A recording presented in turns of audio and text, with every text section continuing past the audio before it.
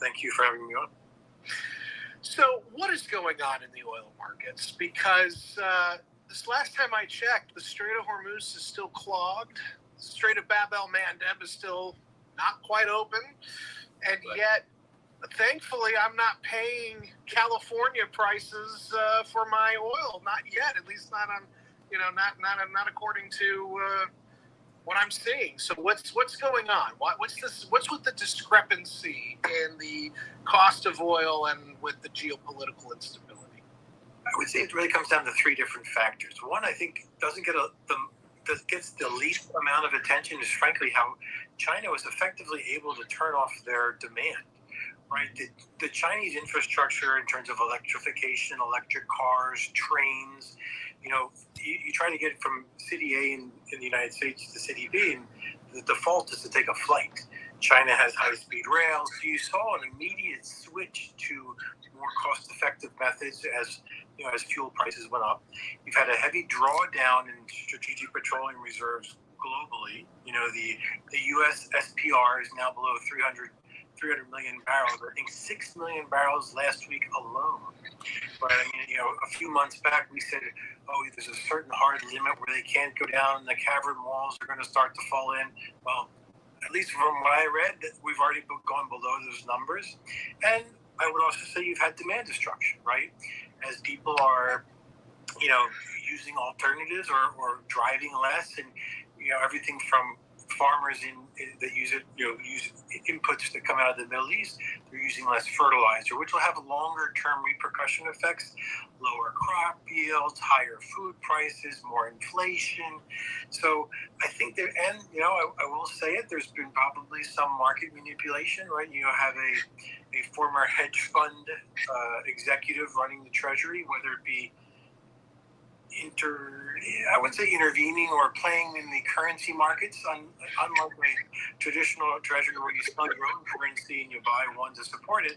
You now have, frankly, a very interesting hedge fund arbitrage where I'm going to sell that currency and buy this currency to prop it up. Right, so I think it's a combination. I said three, but really, if you wouldn't include the manipulation, we've reduced it to 23,705,527. Without getting, without making it unnecessarily personal or anything, I blocked him here. What he says doesn't make any sense, and I think I was bamboozled by him. On the one hand, he says he lost money because of me. On the other hand, he brags that he has his own investment team, which doesn't make sense, that they'd even allow him to put 80,000 or 100,000 into, I don't know what the exact, nothing's exact, in GDC and evaporate that money. And it's not worth it. I don't want to give it much more attention. I thought he was, I don't mind people that disagree with me, but I thought he was a legitimate person rather than a shill. I'm now convinced his role. And when I say shill, what does it mean? Look, guys, girls, you cannot find evidence. There's nobody going to say what I say I think's going on in the markets. The more reasonable approach is, well, the markets, they don't believe this or that. And so people can have different views on what the market is actually doing. I don't think it's a market. I think it's all manipulated. And it's a campaign to steal, basically. Now, the problem is some of what the markets do under $5 is legal. Other parts of it, the regulators don't give any concern. And so you've got your players like the Toad, you've got your players like the bird dog financing firms, and then you've got hedge funds like the Toad, but then you've got these banks of what's the word? You know, the things they put in the big data centers that have air conditioning, and they just run all the time. Anyway, it's a bunch of computers just trading. And then you've got the so-called market makers front running everything. Well, they're internalizing orders. And it's funny, it's always one direction. It's always down. If it truly were a market, you'd expect that once in a while it would go the other way. The only time it goes up is when a promoter comes in, when there's a pumping effort, or when there's something viral that goes on. Unless a group of wealthy people with an investment bank offshore organize a scheme to make it run. And that happens sometimes. So I don't know if it's the Wild West. I would say it's more like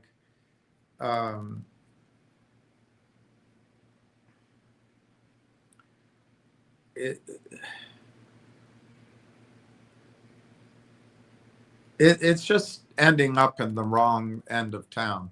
And that doesn't mean that there aren't successful companies. There aren't companies that are going to rise above it. But anyway, part and parcel of that whole thing are people who try to get you in this.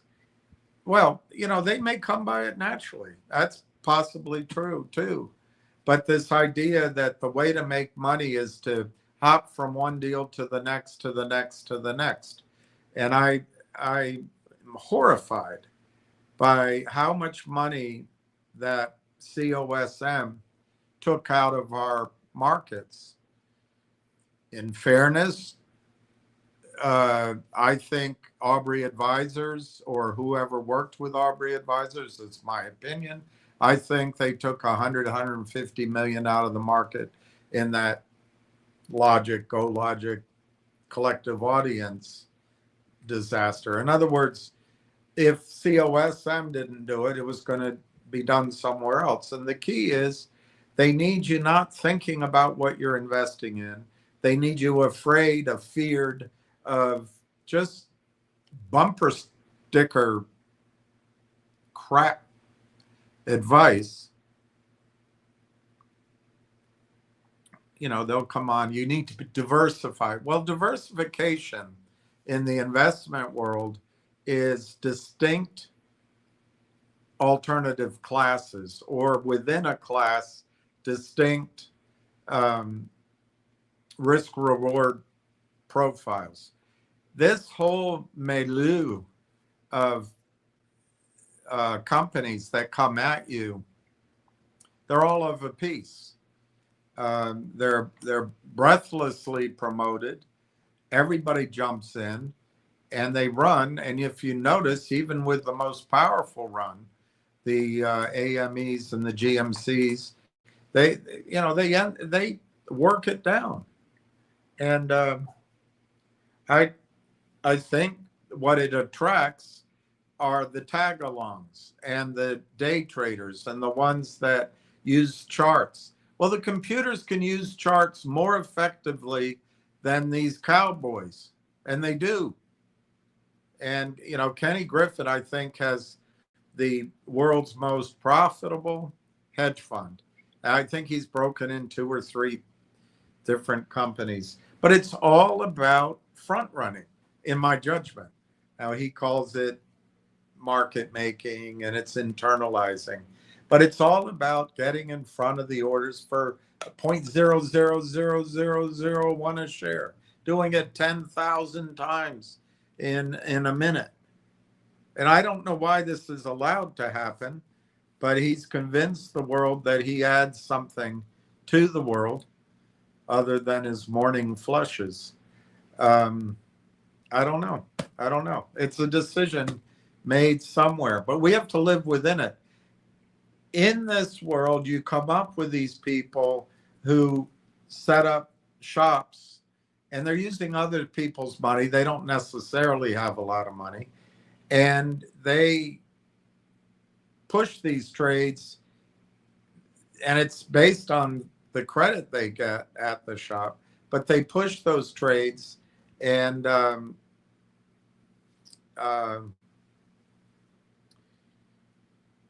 they might be on their own. They might be backed by somebody, but all of this needs you, and it all needs you emotional. It all needs you moving money, and it's not you specifically.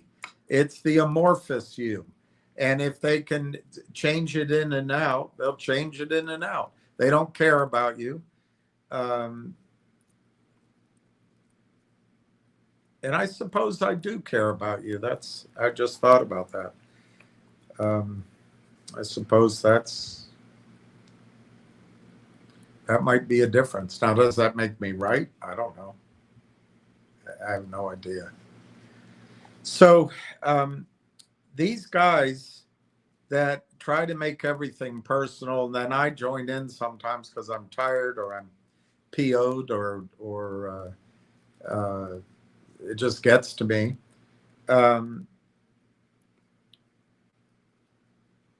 They either are paid to give you the message, or it's in their best interest to give you the message, or they're just kind of dumb. There's a lot of dumb people out there. I don't know if you notice. And they think they're giving you something brilliant. But that's one of them. Well, diversify, split your portfolio, get into GDC. Let's use GDC, as Bill Miko said. I'm going to buy more, and if I lose, I'm happy with it. Well, then he blames me on Finger. I never even knew he owned Finger, and something doesn't make sense. But let's just take his presentation a few months back. He's diversifying into GDC. Poof, it's all gone. What the hell? That's not diversification. So my point here has been these hot money stocks, they're all of a similar nature. And so you try to, there are some, and there's institutions, that's what we're trying to be. There are some that find purchase, and then they get up out of here. And I don't think it's the only thing, but I've really focused on, to try to keep it simple, the way out is institutional buying, because institutions are automatically going to check all the boxes that make these sieves for capital, that just make these mush, uninvestable. They make them uninvestable. Institutions are deciding, hey, this is investable. Now, everything's a risk reward. And that's another thing that Bill Miko the other day, it's so amateur, but it's emotional. Well, I would have, if it weren't for you. Well, you got to take a portfolio approach. You try to do your best you can, but even in the best investors, other than people with long horizons, but I'm talking about the venture capital, the high return in a relatively short period of time types, you're going to misstep, because not everyone works. It's like if you have a bunch of prospects that are bid on baseball at the annual thing. There's all this excitement about the top 20 or the top 10, but you can find out with all that brain power. I can't list any, but there was one guy who was a pitcher and a batter, and anyway, I can't remember any names off the top of my head right now, who just bottom out. It doesn't work. So I think what's happened here, one way to look at what's happened to us, is over the last, let's say, 5 years, it's a long time, we've taken, whether we knew it or not, we've taken a portfolio approach. And I think a lot of our allocations fulfilled the formula where, roughly half go to zero, roughly 3 or 4 mediocre, and roughly 2 or 3 outperform, and a couple of them outperform by, if they were all the only thing you invested in, it would be great. But since you took a portfolio approach, they might give you 10%, 20%, 50%, but it's not enough to make up for the whole portfolio. And then there's that one. And I think Railtown's that one. I hope in the excellent presentation that Richard gave yesterday that you're starting to see, and we'll keep doing our due diligence, but you're starting to see that may well be one. The Lynn deal, it obviously bears really close watching. I think I have here, but I wanted to get on now because it's almost 4. I think I have here my sort of a summary of my few days actually of looking into that note and comparing it to others. I think time is getting short for, although it's interesting, we might have time. If one or two, Railtown, or maybe it's Next Trip, or maybe it's something else, works for us, I think we may have time still for the miners and for the metals, although the metals can turn around at any time. I've told you, and I wish I had written it, but I'm now hearing everybody talk about it. I'm not trying to say I'm some bloody genius, but I've told you for a long time, and from the jump, I got a lot of feedback for it, a flat pushback. But I think it's absolutely clear that the United States will no longer have a role or a significant role in the Middle East. And I'm not just joining in here when other people finally see it. I think it has dire consequences for our lifestyle and our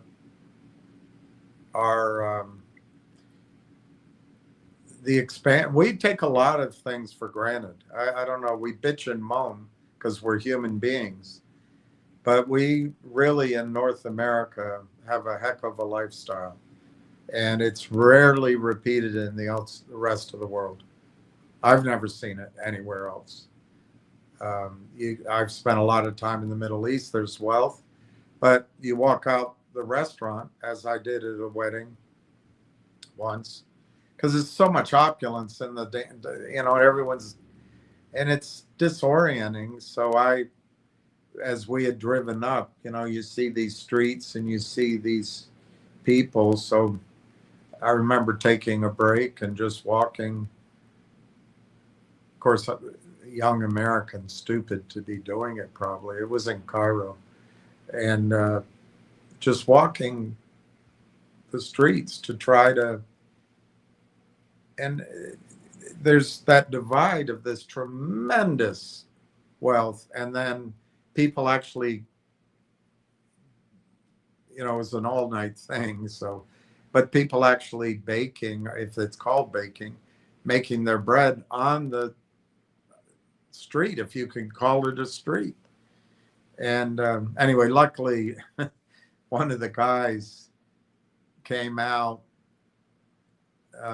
following me, and he's a good guy. He has his own things to deal with, but he's a big guy, and he said, I knew it. I could tell about you, but you know, it's not that safe. So why don't you come back? But my point is, there's no country in the world, maybe Canada, that has. I mean, we, like I say, we bitch and moan, but we all live in relative abundance, and that a lot of that, it's not God, it's not that we're special, it's not that we're that much smarter, it's not that um, our political system, particularly now, is designed all that better. um, it's the dollar, and it's our financial system, and it extracts enormous rent from the rest of the world, and that's what's going on right now. It's unless Netanyahu is threatening Trump's family or threatening him with disclosures or something, there's no other explanation than the bankers are in the final battle against a new financial system. I personally don't think it's going to happen overnight unless there's a revolution or the wars get out of hand. But Gerald Salente always says, when they, I forget how he says it, when they run out of options or when they run out of choices, they take you to war. But what it means, whether it's soon or later, what Trump has done, backing this completely disgusting human being, in my judgment, Benjamin Netanyahu,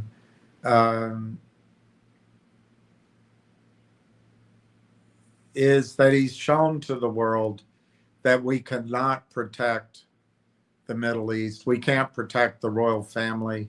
We can't, it's not much we can do. And that's partly technology has changed him more. It's also we've gotten bloated, and our society's changing. I don't.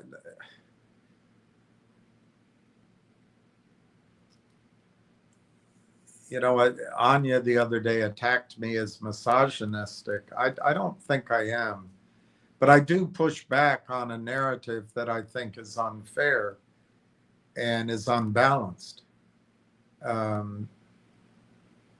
But I was listening to an interview late last night. I couldn't sleep. I didn't listen for long, but it's, a gender studies professor. And wow, she didn't make any sense to me at all. But she's a doctor. She's teaching students. She's written 3 books. And I'm thinking, what? Just like I don't think Kenny G's added anything in value to the world, I'm thinking, what is this person added in value to the world? More importantly, how does it help the competitiveness of the United States? And she's outright argued, because the question came, well, aren't white men being discriminated against? And she laughed about it. She's, it looked like she was in her 40s, maybe her 50s, of a certain size and a certain plumpness. And she just couldn't accept that. And I don't know, this division of everybody into category, that's not our strong suit. Our strong suit is working together and recognizing we're all Americans. But anyway, I just started wondering, how does this help our economy? How does this help making us competitive with the Chinese, or competitive with the Iranians, or competitive with the Soviets? How is this? And anyway, this is where we're going. It's a choice, and maybe it's great. Maybe it's the way to go. But the consequence is going to be I think eventually, but it could come very rapidly. When people realize that the emperor has no clothes, it's pretty quick. It ripples through the crowd, but the parade went on for a long time where people didn't see it, so you don't know when. But Saudi Arabia just signed a regional defense treaty of some kind with Turkey, and with Pakistan. Um, I don't think it'll be long before uh, uh, Russian weapons, which I think are better than ours right now, will be there. And China, anyway, let's not go through each one by one. I don't think there's a perfect alternative to the United States yet. And if we could get off our new American century Victoria Nuland um, uh, Robert Kagan view of the world, I think we can recover. Man, I watched a movie last night,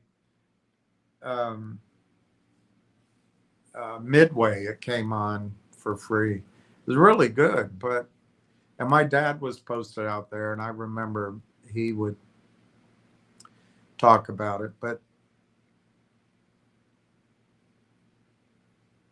it's amazing how I like the Armada. It's amazing, or I suppose Napoleon at Waterloo. It's amazing how histories can change so dramatically. It seems like in moments, or in 1 year. And that kind of maybe is what's ahead. So what's my point? I heard it referred to as the Mecca Accords. Mecca Accords. Interesting. I never thought of that, but it could become that. The Mecca Accords instead of the Bretton Woods, and designing a new financial system. Anyway, it's the way to survive the readjustment of the US dollar's purchasing power, in my judgment, is the metals, is the miners, and it is energy. And it might be, by the way, because AI properly implemented is simply a way of getting maximum dollars on energy, and then on brain power, of course. So I think AI fits that as well. Of course, anything you know how to do will do it. I don't know how many of you, my house, I think, was stripped from me. But whatever, I'm not blaming anybody. I did for a long time, but I totally tried to let go of any of it. But it's a shame. I think it's a $4.5 million house now. With renovation, but it breaks my heart whenever I can't even go back in the neighborhood. But I hope that's not coloring the next thing I say is the baby boomers, and I guess I'm the tail end of all that, but I think they should have broken that up into sort of the Bob Dylan section, and then the I don't know, the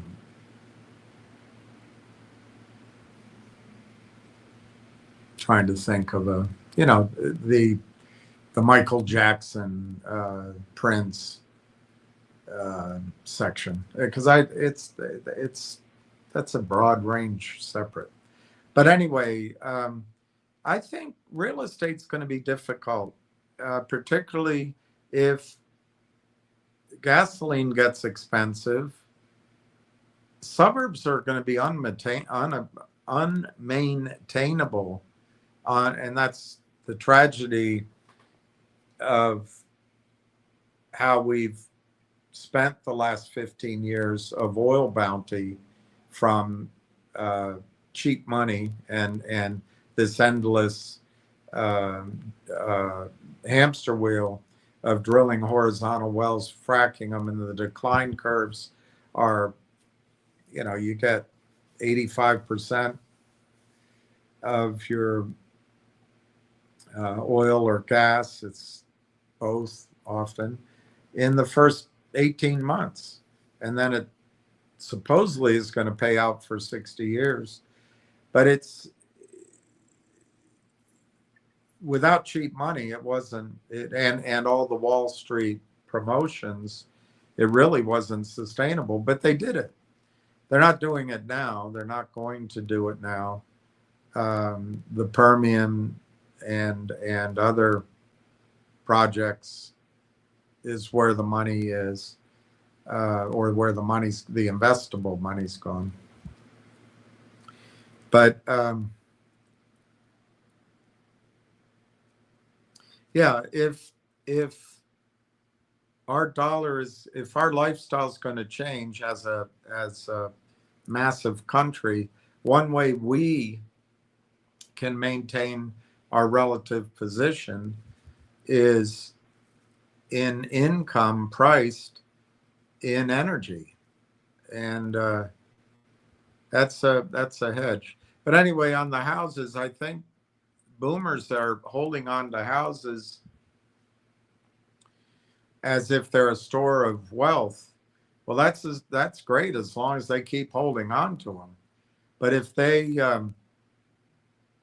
a crack and they start selling some, because they all have two or three, who's going to be the buyer, or who's going to be the buyer of those prices?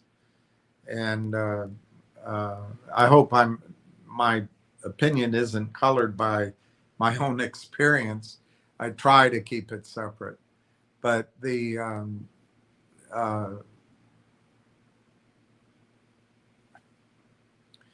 mean, just look at the boomers. A lot of you don't even know who they are. My sister and I went. She's on a big trip to Germany and Paris for pretty impressive. She's very low key about it. Very smart person, and very diligent. Anyway. So we met, and we're talking to our waiter, and he didn't even know we're trying to have a conversation. I think we're talking about a song that came on, and we were arguing. Which is rare. My sister said somebody. I said, no, it's Rod Stewart. It's very rare for her to get wrong. And I said, I got the words right, and I said it was Forever Young. I was wrong. And she said, no, it's Young Turks. It's Young Turks. It's a band. Well, sure enough, it's Rod Stewart, and the guy's watching us talk, and he's bemused, and my sister said something to him. What, you think it's somebody? He said, no, I was just trying to figure out who Rod Stewart was. Just think of all these people. They're going to start aging out. They're all in their 80s. And so how many more years do they have? I hope they have a long, long time. But over the next 5, 10, 15, 20 years, there's going to be a lot of inventory on the markets from old fogies. Who's going to buy it all? I guess this other generation is mostly in debt. So anyway, I don't know how that's all going to settle out. But my one goal here, I'd like us to create meaningful increases, get our money back, but also maybe have material upside from how we're intelligently, and not that any one of us is always correct, but we're doing our best due diligence. But when when we achieve a certain or recover and achieve a certain level, to start thinking of how we model our portfolio to get through some of those changes. I think it's going to be, at some point there will be panic, maybe not right away, or war, or both, and then it's going to be the long slug to a new equilibrium. And then you've got to add in there the environmental changes. I'm not somebody that believes that I don't like that term, the green new scam. I think that's ridiculous. On the other hand, I do think federal spending to direct people on the solutions is wrong. When you mandate from above what's going to work, I don't know that you find the right thing. I would apply that to these big pools of equity now on Wall Street. They make all the decisions about allocation of capital. And what makes them so smart? Not much. They're wealthy primarily because of systems of gathering money and then compounding fees. That's basically it. And it's not genius. In fact, it's kind of boring. That's why they get into all sorts of other activities. Anyway, so those are the goals here. Total metals is down.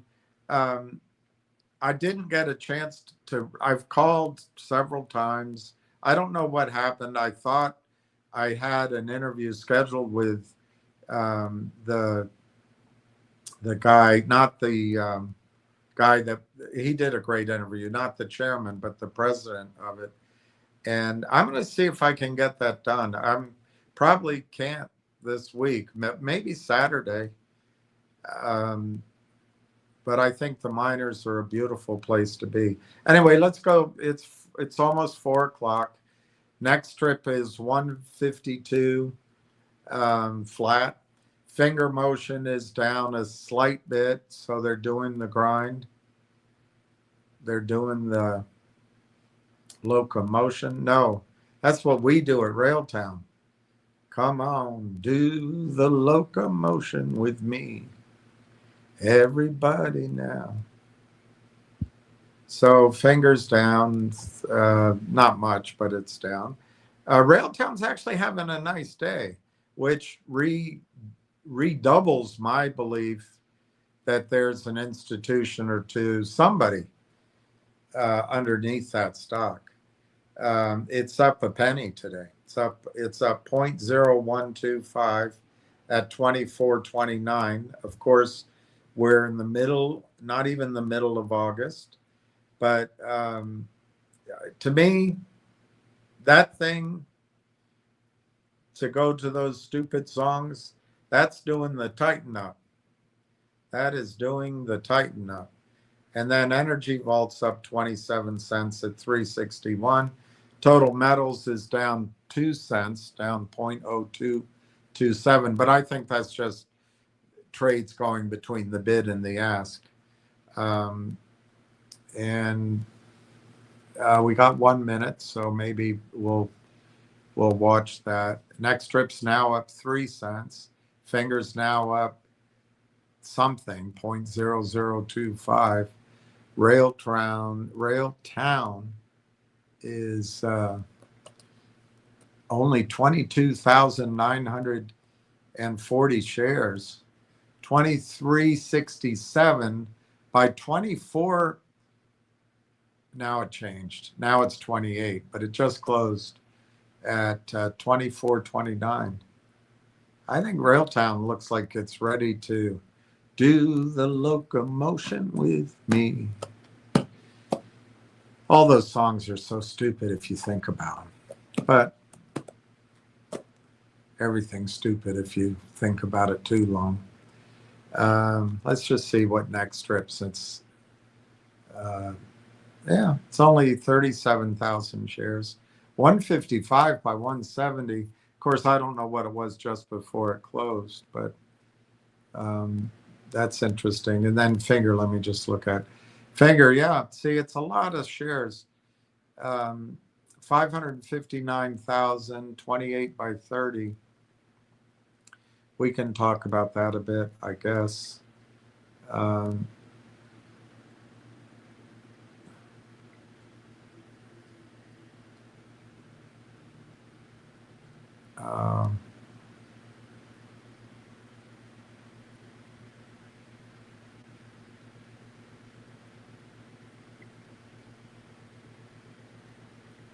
Okay. All right, let's, I'll go here. I'll go to you guys first. Today, please ask questions, talk, because I don't have a big, if my comparison of the Lynn deal is here, that'll take, 10 or 15 minutes. But frankly, I didn't check before I got on, and it might not be there. But I have some things to show you. It just won't take very long.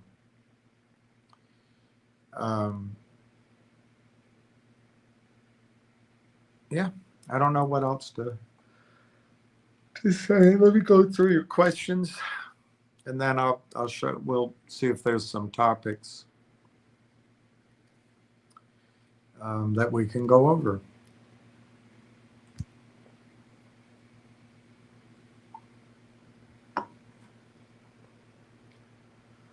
Oh, somebody put up their account yesterday on Railtown. It might have been Jack or Justin. I didn't write it down. I forgot to write it down. So I didn't write down anybody's yesterday. So if you want to repost it, it'd be great. I do want to reemphasize that our position went down by 40,000 because I took Bill Miko off. I don't. He may own it, but I don't trust his representations, and I'd rather not. Doesn't mean I'm right not to trust him, but I don't trust him. They don't make any sense. I think I treated him. Maybe I was a little direct with him, but I think I treated him fairly. I think he was misleading me, and I think there was a lot of BS in what he was saying. So I just took his off. It doesn't mean it's accurate, but we're at 23,700,000 shares. We're up a penny today. So what does that mean? We're up a penny and a quarter. Let's see what that is. 23,705,000.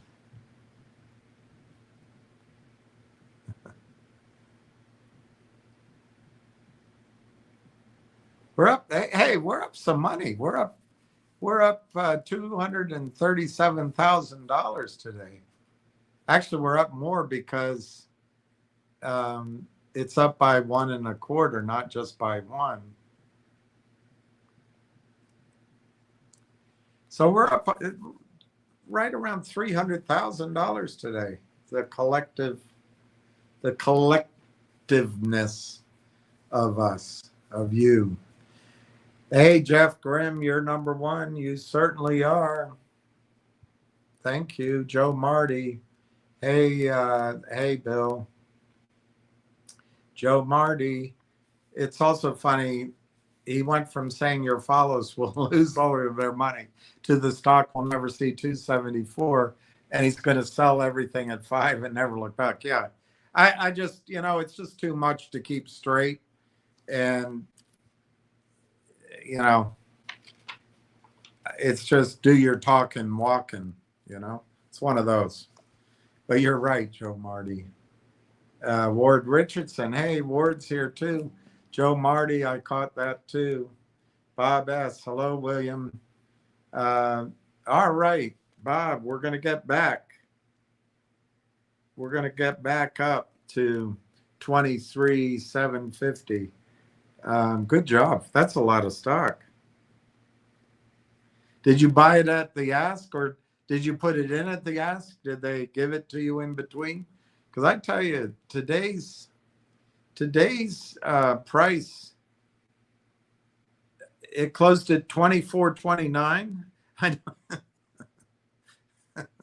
If you had told us that price a year ago, we'd all be falling out of our trees. But right now, that looks like a strong price. It's an indication, I think. Energy Vault's up in the after hours. It's crossing $4. And ntrp's at green in the extra hours.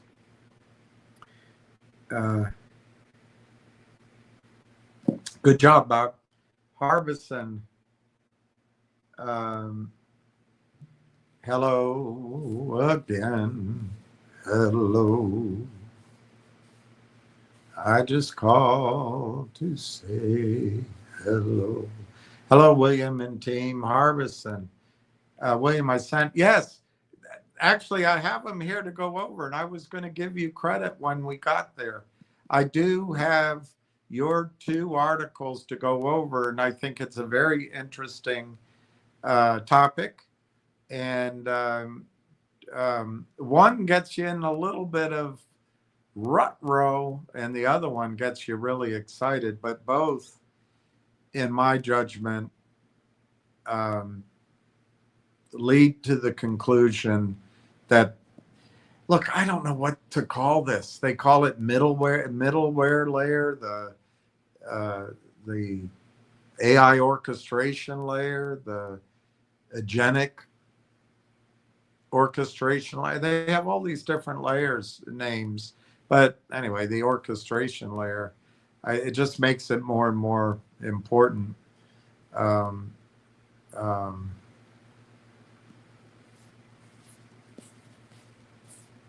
don't know why I'm still watching. Nothing's happening. Justin. All right, Justin. Add. All right, next trip. We'll start. I do have a list going for tttmf. I have to put it on a spreadsheet, but I'll do that also for next trip. And once we get, that was one thing that I don't think it's what she meant, because I don't think she was thinking it through. But whatever that person, Anya, I guess is her name, she was saying, why not just get out at 1 or get out at 5? To me, that it just isn't any logic to that, because why pick those numbers? Just because it's a number? I'd much rather figure out what it's worth and get out, particularly if it goes higher than what it's your estimate of worth. But here's the thing too. It just to use the number, which we don't really have enough. I think we actually have a lot of deep due diligence, and we can connect a lot of dots, but we don't have the confirmations, and we don't have the ability to really know yet now. But let's say Railtown, I don't know, in March sometime, is $25. I hesitate to put a time on it because then I get ridiculed, but let's say it's there. And let's say my target of $55 is a reasonable target. Well, that's a double, which is nice. I remember markets when doubling your money over 2 or 3 years was well rewarded. But now everyone wants it delivered before the pizza gets cold. But here's the thing: as our accounts go up, if they do, I should say, I guess, if you have an alternative, like I think Ward would tell you, SoundHound, or I don't know, a miner, or this Wiser company might be one, or Next Trip. or something, or silver. If in your judgment, you look at Railtown and you love it, but your logical place where it's going to go is maybe $50 over a period of time, but you can get into a stock that you think has 10x or 20x in it, well, then it makes sense to shift some of it. All of these, every story, and I've brought up SoundHound, and that's something that Ward could describe to you probably pretty intimately, but and I can't. But it's probably a good example of a stock that took a long time and then started to run. Probably people got out with these bumper sticker rules.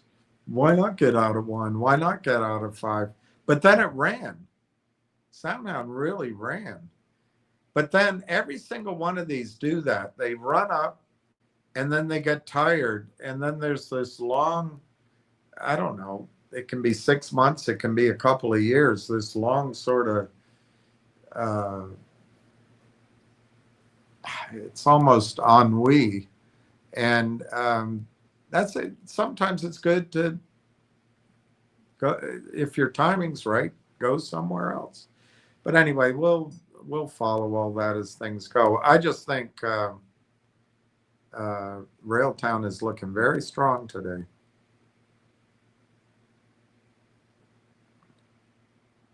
Oh, I didn't write that down, Justin. I like how you're doing that, Justin. By the way, that's, if I had the money, that's how I might do it. You buy 100, it's on your screen, you're following it, you get an idea of inflection points, how it's trading, and you add to it from time to time. I think that's great. I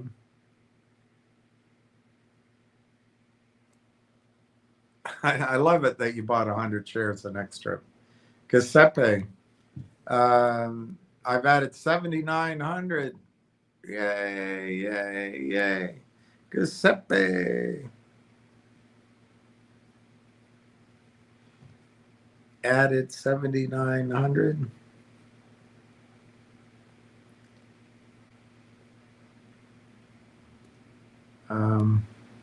All right, TTMF. I really personally would like to buy some TTMF. It's so cheap. I think it's going to go, let's pick a number, 45 cents. And then, and probably higher, but I'm just saying, once they start their drilling program, it goes to 45 cents. The one thing I want to get clarity on is any financing. That's why I'd love to have an interview. But that just gives you such an opportunity. If you could buy, like you have 6,520, you if it went to 45 cents, 50 cents, you could probably, I'm being lazy, but you could probably sell 1,520 shares and get all your money back. And then, not that I'm saying you should do that, but I am reminding you that resource companies, particularly successful ones, inhale capital because they need it. And it just, that's why in that case, I would say in a move, it's good to take your original investment or part of it. You don't have to, though. It's it might be too conservative, but I think that stock could be, you know, a couple of bucks in the fall with a good drilling program, and I think it is going to be. These guys that did Total Metals came from Gold Corp, and they're this province that they're in is where they were. I don't think they're older than I, but they're certainly not as young as you are. Giuseppe, tough for me to add next trip, and one I can think of Jeff Lindy as a frat fruck. Is that what he says? A frat fruck? Yeah, I agree with you. I don't want to. I got all pissed off when I saw that it was Lynn Partners, because a couple of guys reached out to me. I don't know, 6-7 weeks ago, whenever it was. My sense of time is off. And I said, yeah, I'll look, because I was favorably impressed with the idea before. And now that they had acquired and consolidated the technology that they wanted, I said, yeah, I'll look at it. But then shortly thereafter, this Lynn thing came, and I said, hell no, I'm not interested at all. What is this? I felt betrayed, but I've studied it. I think it's not a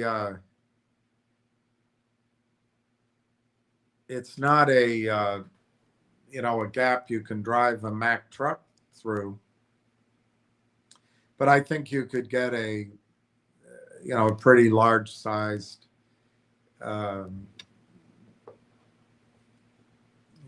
SUV or whatever those things are, Bronco through it. It's all you need. And I think they've done a good job, but I agree with you. That whole guy, that whole thing, but hey, they signed it. It's the markets. And yes, I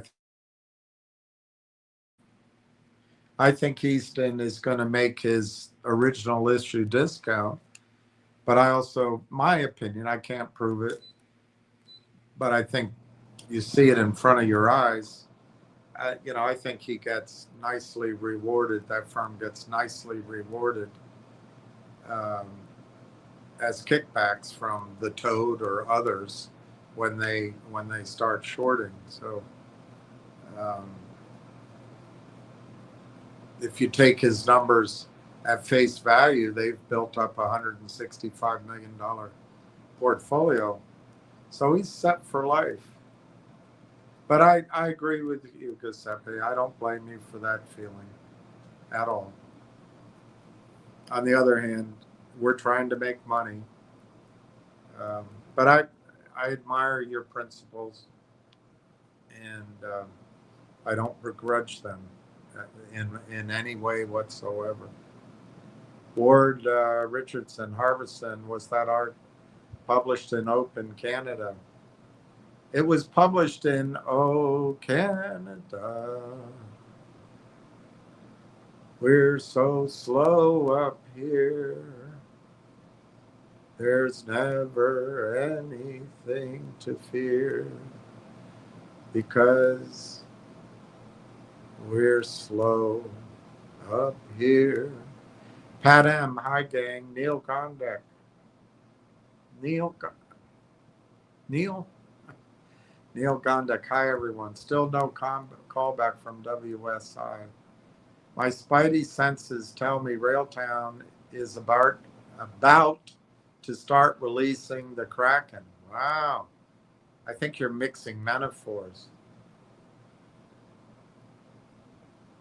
But I don't think Spidey didn't release anything, I guess. But that's great news, Neil. I like your judgment. Harbison, Ward, correct, sir.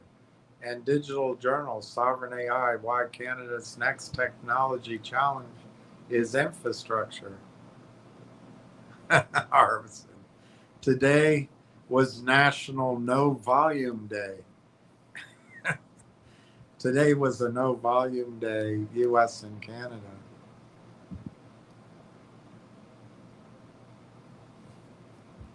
That's a good observation. Justin, I was thinking that if we are invested in some gold mining opportunity, and interested in travel and leisure, invest in technology, that does count as diversified. That does count as diversified. That does count as diversified. But we have to, as an asset class, and there's different ways of judging things, but as an asset class, as it stands right now, they're all in this sort of speculative, even high risk micro cap area. So it depends on how you're looking at it. But I think in the junior stock, in the micro cap area, that is diversified, particularly if you have determined that you're comfortable that the companies can stand alone, that they're away from the threat of the destructive predatory trading. But yeah, I would call that diversified, but it's diversified within a class, if that makes sense. Stock equity in general, equities in general, depending on how you frame your description of your portfolio, is one class. Then there's fixed income, then there's real estate, then there's beanie dolls. Do you remember beanie dolls? Ward Richardson. Thank you. I'm reading it now. Bob's, your uncle. Ward Richardson. Harbison. Yes, please do. Donna M. Hello, everyone. Hi, Donna. Is Pluto a planet? It appears the bulls are in ZJYL. Let me look.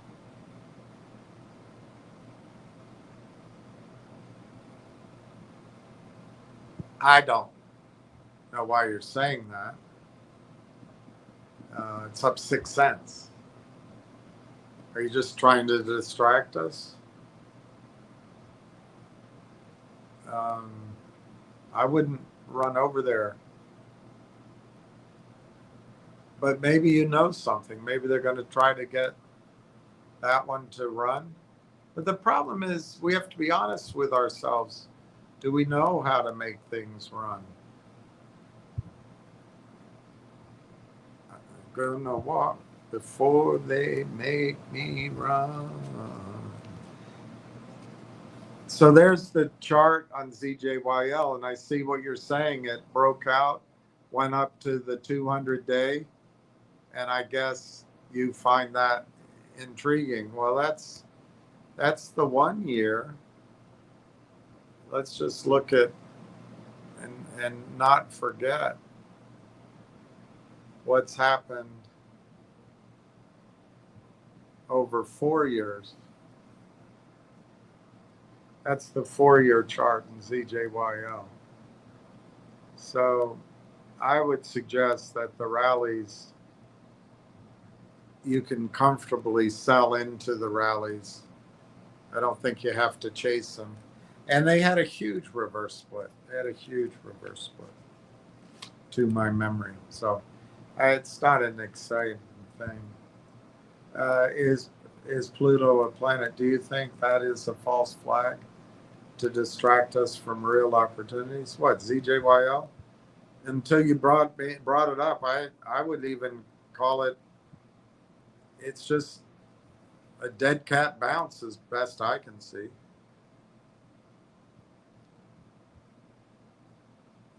You're always going to be able to look back and say, hey, what if I had owned it there and sold it there? But you got to be realistic. Would you have sold it? Would you have bought it? Would you? I mean, it's just taking the dice and rolling it onto the craps table and then getting it back, placing your bets, doing it again. And if you have a run, 6 or 7 in a row, you make money and then you crap out. Unknown Stuntsman. Hi, Uncle Bill and RT Riders. Hey, Steve. Let me see.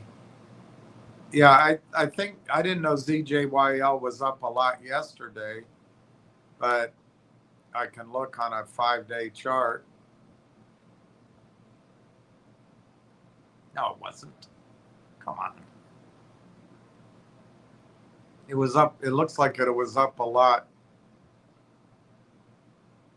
Hey, this chart is pretty weak, but it looks like it was up a lot on maybe the.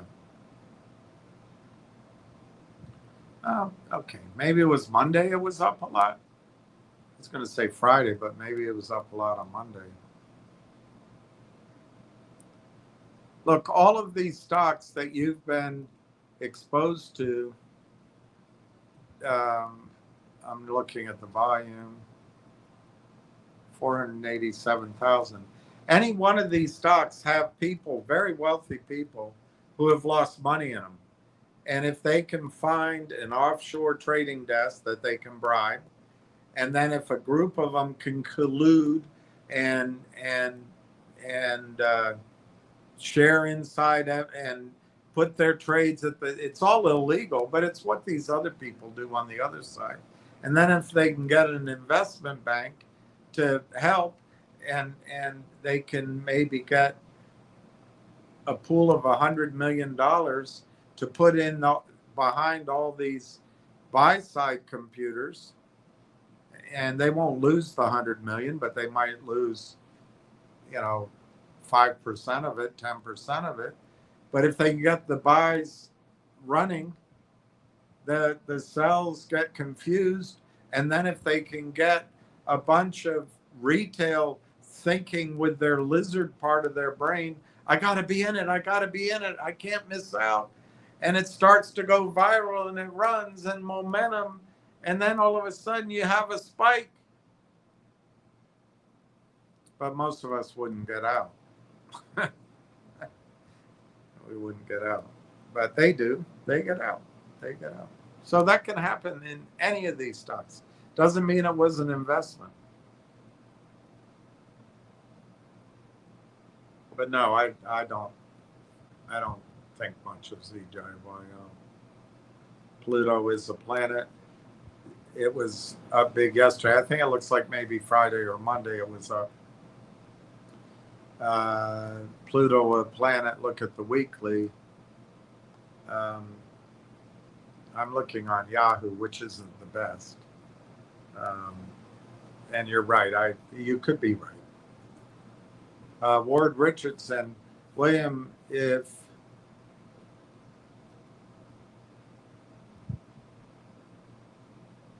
that's a long one. If there was a buyout on Next Trip, it would be in SoundHound AI.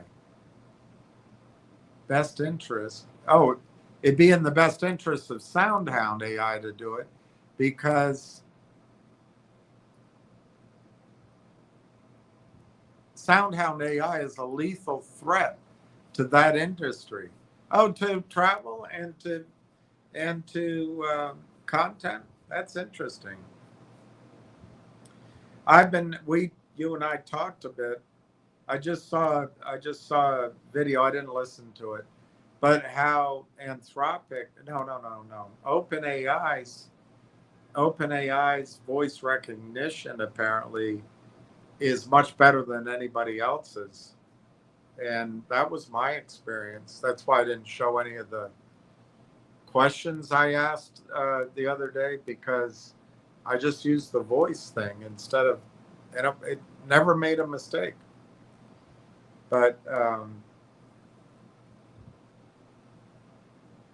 you told me that SoundHound has 400 or 500 patents.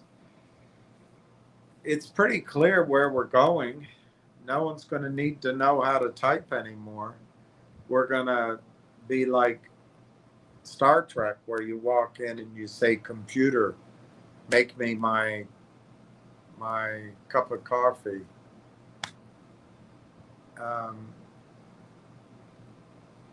Pluto, a planet. I lost my pants at a Vegas craps table in the early noughts, but that's a different story for a different stream. The question is, once you lost your pants at the craps table, did everyone else continue to play at that table?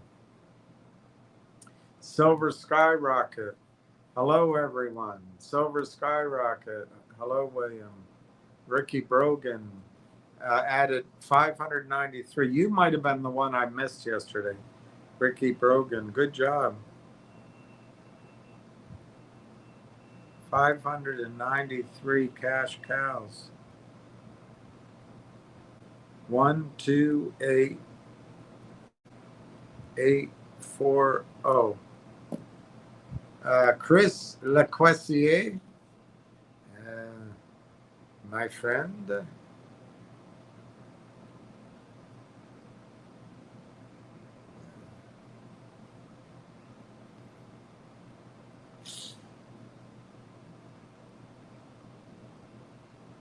Oh my gosh.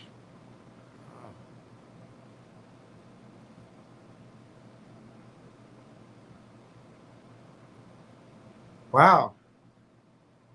Is this real? This just happened?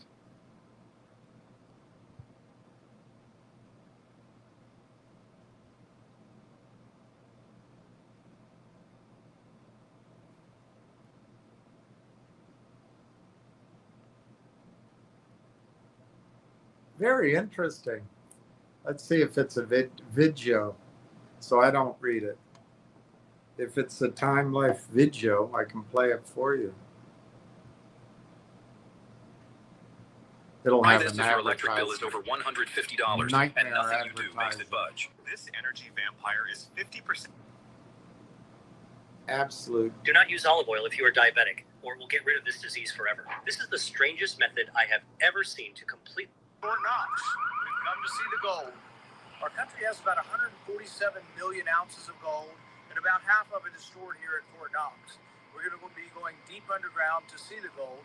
But more importantly, we're going to be talking today about what happened to our dollar when we separated from gold in 1971. Over 85% of the value of the dollar has been lost since we delinked from gold. So there is a problem. The media now calls this affordability. What it really is inflation. We run a debt. As the deficit runs up, $2 trillion a year. Part of that debt is bought by the Federal Reserve with newly created dollars. This leads to inflation and prices are up. And my goodness, just go to the grocery store, still look at the price of meat. Prices are up 25% in the last 5 years. It's inflation. It's related to deficit spending. It's related to unbalanced budgets. So we're going to look at the gold today. But really what we're talking about is why is our paper currency failing us? And why does our country continue to run such massive debts? I'm going down underground and I'll let you know what I see in a little bit. Thanks. That's pretty cool. He said, yes, the gold is all there. If I were to die tomorrow, I'd want everyone suffering from memory loss to know about this honey recipe. If you died tomorrow, I doubt anyone. Never mind. I don't want to be mean. So he said, yes, the gold is there, all 147 million ounces. It's impressive, but the real point is what it still teaches in 2026.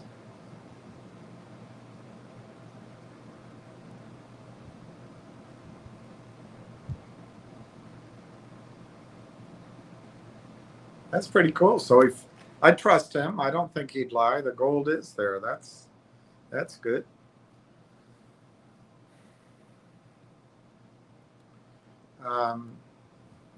Sorry, Chris Lecoisier, I got distracted. That looks like you're in Bangkok. KL, maybe. A great interview with Rich. Next trip, in my opinion, we should see some big updates from the company in August. Rich was very bullish yesterday. I loved how he noted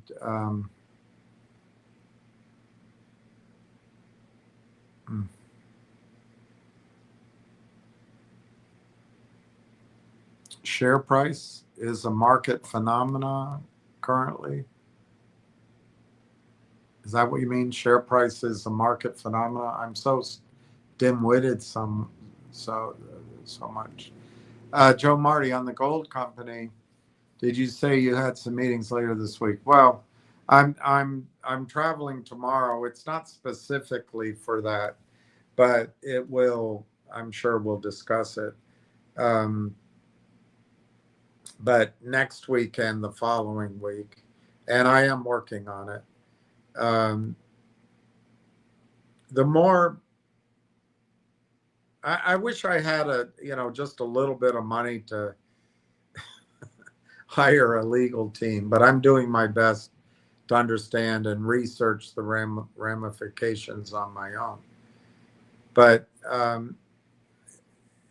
I think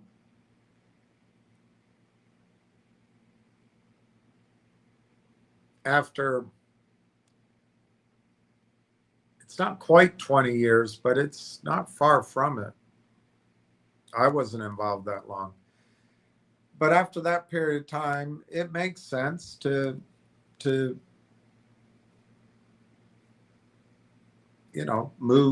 move on. I think it's going to be good. It just to simplify it, Joe Marty, if I had been successful, and it's not about me, I'm just saying that was the alternative. It's not an alternative anymore. If I had successfully raised that initial capital, it would have been in escrow. It would have been given in stages. It would have had an attorney making sure every step of the way. So a lot of this is what I would have done. I think the key distinction is I don't think I would have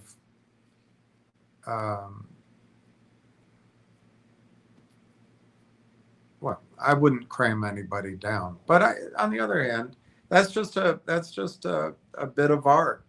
What's cramming down? Is it all the way down or is it somewhat down? You got to expect it, because nobody's going to put new money in to clean up old messes. So, and anyway, I would have gone through that. The other thing I would have done is brought together about 6 different processes and 6 different brains in addition to the founders. And I think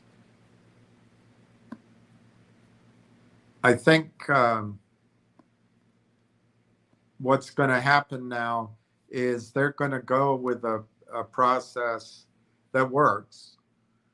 And that's it. Focus. Get to cash flow. And I can't say that's the wrong way to do it, because once you're producing, I think the other processes will come, particularly if they want to show you that it works for a little piece of the action. So it's just, hey, it's a different leadership strategy than I would have done. So what does it mean? I think and it's something I'm going to want to,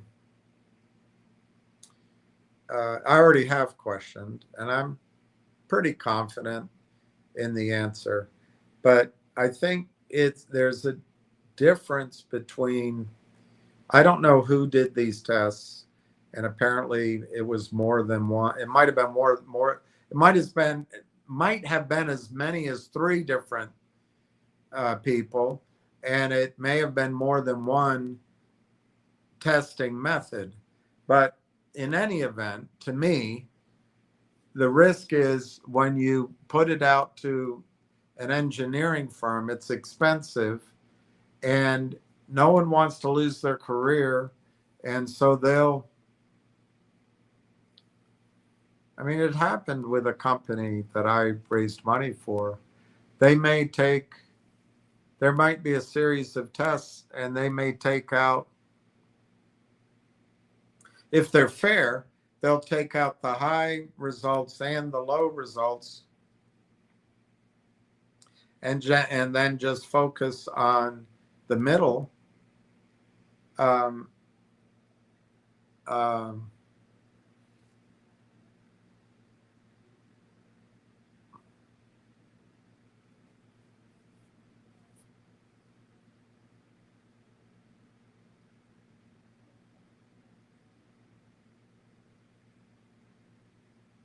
Sorry, I just got a text. That's how you calculate, I guess, the median sometimes. But in this one company that I was involved in, the white hairs, now I have white hair, they just took out all the high results and only kept the lower because they want to be conservative. So anyway, I think the first hurdle is going to be getting that third-party report, just because smart metallurgists seem to have an alternative process. I just wonder, there is a hurdle. Will the report show what everyone knows it can be? It's a different question. If it's, I don't know how to explain it. You can do it in your lab over and over and over again, and you know it works. But if this respected engineering firm just wants to be, a pill, and just say, we don't really like it, then it's like, darn it. I don't think that's going to be a problem. I don't think so. But that's the next hurdle. I've asked about it, and I believe that we're going to pass that hurdle with flying colors. But I have to admit, that's a risk point. But after that, the value jumps. Because once you have that report, let me just give you the example, Joe Marty. I'll just use this.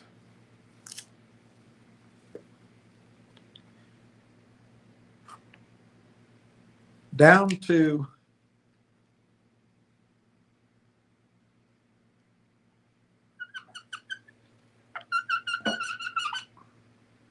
from an aerial view,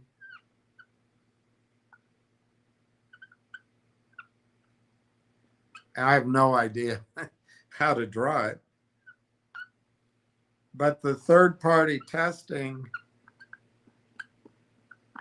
the third-party testing last time, which is about 15, 16 years ago, there was a north zone and a south zone, and we have all of this. We used to have,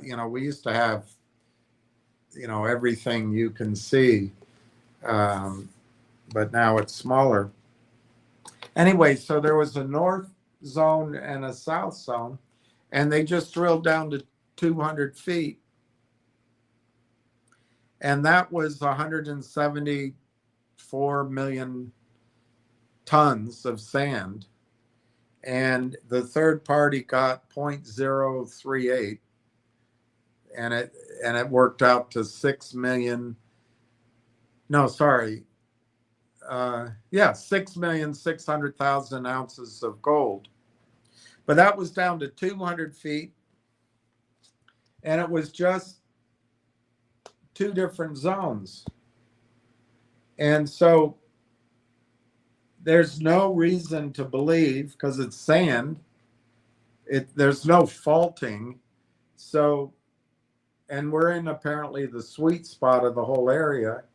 So there's no reason to believe that this doesn't exist here and it doesn't exist here, and it probably goes out into neighboring claims. So anyway, you could argue that, and this is guesswork on my part, but you could argue that the 6.6 million ounces of gold at 0.038, you'd at least double it, but maybe you triple it, but maybe you multiply it by 4 at the 200-foot level. I don't know which the number is. I think the answer is multiplying it by 4 or 5, actually. But the other thing is, when the earthquake occurred in 2016, the scientist in the founder of the company, the scientist in him, it was fascinating, even though it delayed work, because it showed that there was, I don't know how, I guess with their equipment, it showed that this whole caldera is one giant bowl of jelly or whatever, so that he's convinced, now you gotta drill, but he's convinced that the prospective sands, and then it turns to brine. What's that when you have water and sand, brine? And then it is liquid down below. But anyway, he thinks it could be 800, 1,000 feet. They don't know. They didn't find the bottom. So I don't know what to call this. Call it double. That's 12 million. No, it's 13 million ounces. If you drilled in between and to either side, I think it could be 5 times as much, down to 200 feet. But let's just say it's twice. Let's call it 12.5 million ounces.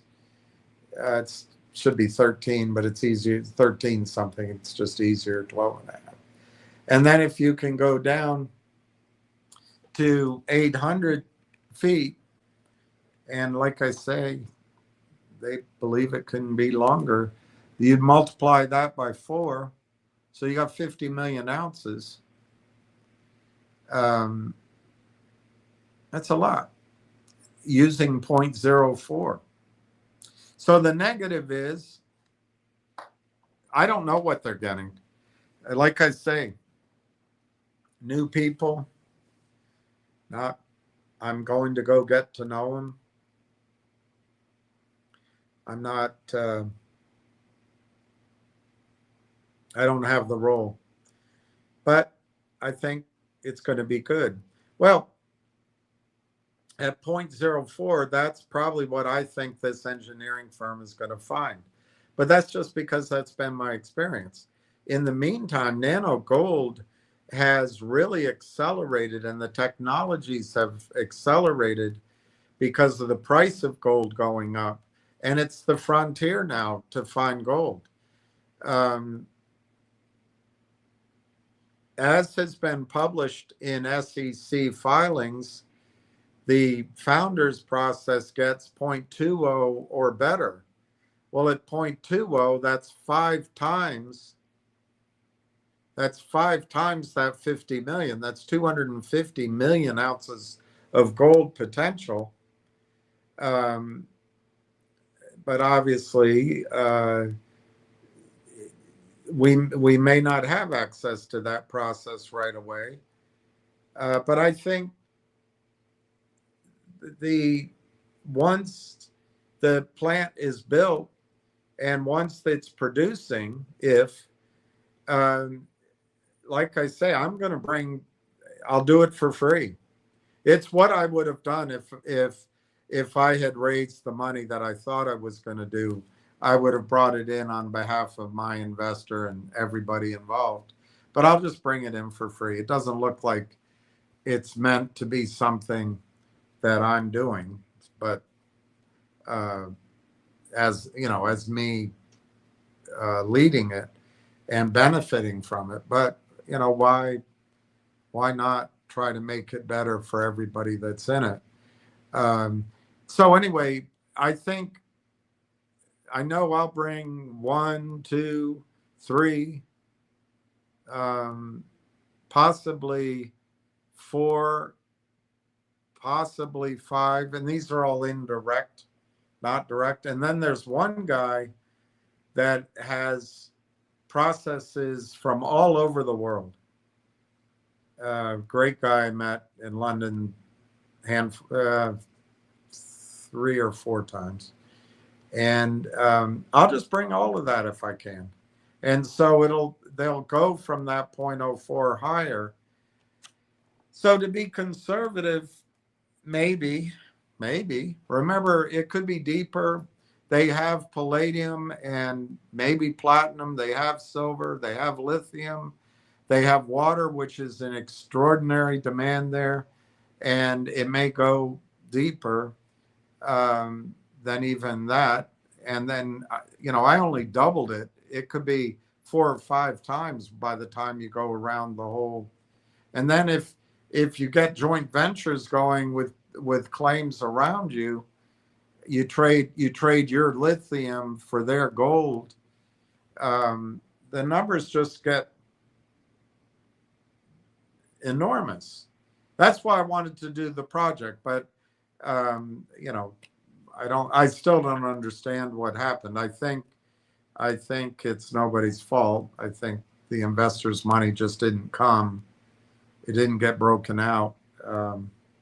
But I also think he lost confidence in my judgment because of Railtown. Because Railtown, I don't know. To me, I don't get how one investment even has anything to do with the other. But in terms of, well, I warned you at 42 cents or 44 cents that this stock is going to, that you should be giving up on it, and that technology moves quickly, and maybe it's just he decided that I really have poor judgment, which is fair enough. I mean, it's people make their decisions. But what it means for all of us, Joe Marty, is that I'm not the person, and I'm not a hog. I'm not a lime. I would be using everybody. I would just be like the, facilitator. You'd hardly know I was involved, probably. But I would be directing it to the best process. But I think what we're going to do now is direct it to a process and get it cash flowing. And I can see that. I can see that logic too. It's just different. It's different. So to sum that up, Joe Marty, I think we have, I think we have 250 million ounces of gold there if the founder's process prevails. And it could be higher, believe it or not. But I think it's unlikely, because there's a difference. When you get Wall Street guys, it's about making money. And how much money do you need? Let's put the formula together. Let's get it producing. We'll wrap it up and we'll sell it. And even though I've gotten assurances that's not going to happen, that's how private equity is run out of New York. It's to get the return. That's not how I would have done it. But I don't believe I have the say so at all. And I'm going to learn more. I'm my interpretation is in a high degree of flux because I'm absorbing information and trying to interpret it. As I meet everybody involved, I'll have a better idea. But to bottom line it, Joe Marty, I think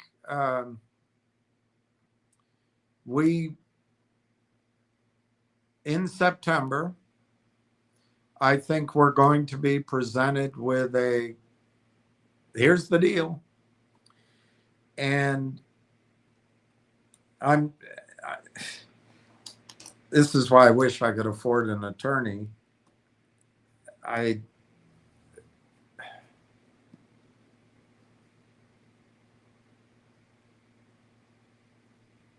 Well, anyway, let me keep those. I have some thoughts, done a lot of research. Let me keep that all to myself.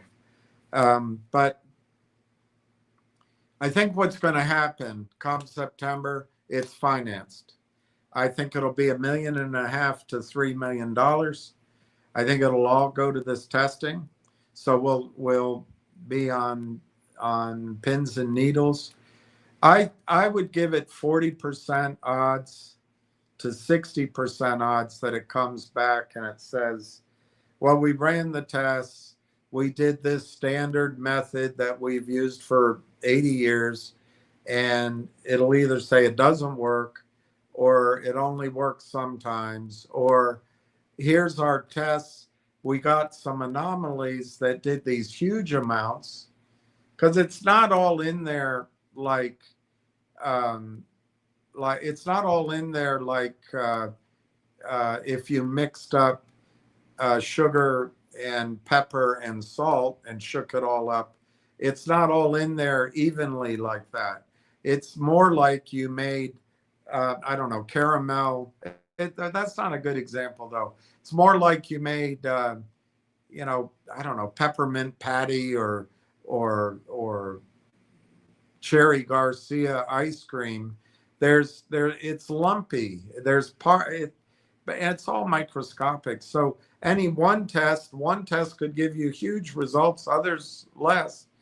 And that's why you have to get it in production and start getting into the law of large numbers with your volumes so you can get a meaningful average. But I would say, let's just call it 50% odds that whoever firms, well, we didn't trust the high numbers. We took them out, and you know, and they're going to be conservative, leave in the low numbers, and it might be disappointing. On the other hand, from the feedback I've gotten, they're not concerned about that at all because of all the work they've done. Not that's the wrong word, due diligence. They've done a lot of testing over the last, I guess, year.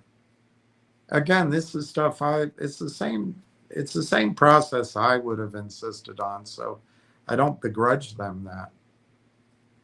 But the difference is I would have really heavily incorporated the genius, I guess, of the founder. Anyway, so September, I think it'll be funded September/October, which amazes me because these things can take a long time. But I think they expect to get the results pronto. And then I think there's a younger guy involved from admittedly failed, but a really exciting big tech company type, you know, I don't know if it's really technology, but it's a name you've heard of. I think there'll be a huge raise, and it'll be at a much higher price,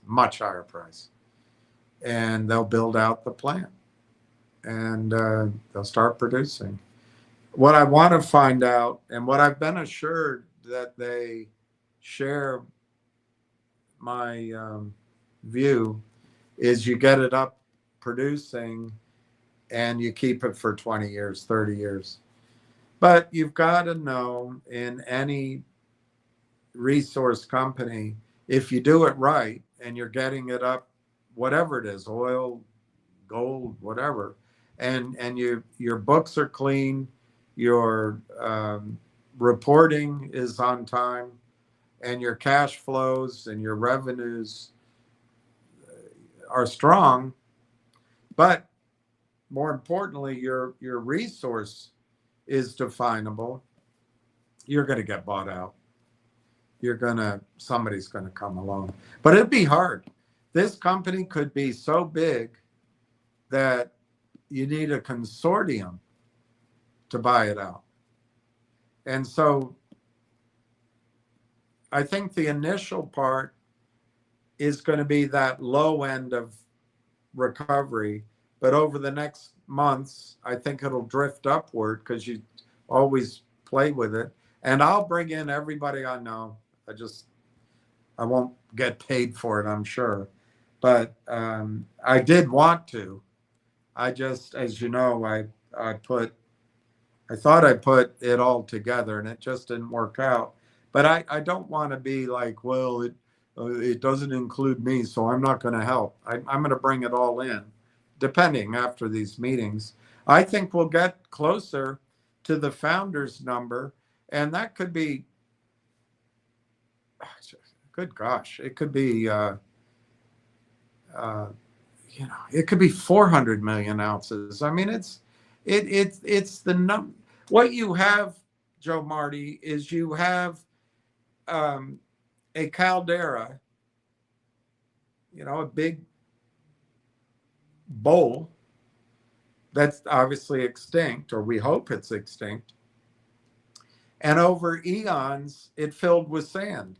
But also over eons, it's on a fault line. The heat of the earth, it's called something VMS, mineral sulfide, volcanic mineral sulfide, something like that. The VMS, it's the heat of the earth coming up, but also bringing all this water and steam up, containing all these materials, and sometimes magma, but it comes up, and then over eons, the sun has baked it in the sand, and then there's water concentrating it, and we're right, apparently, the sweet spot of this collection bowl, and it's been concentrated and concentrated and concentrated over millions of years. And the trick of there's two parts of the gold. One is its nano, which is the Carlin trend. That's what it used to be called. I'm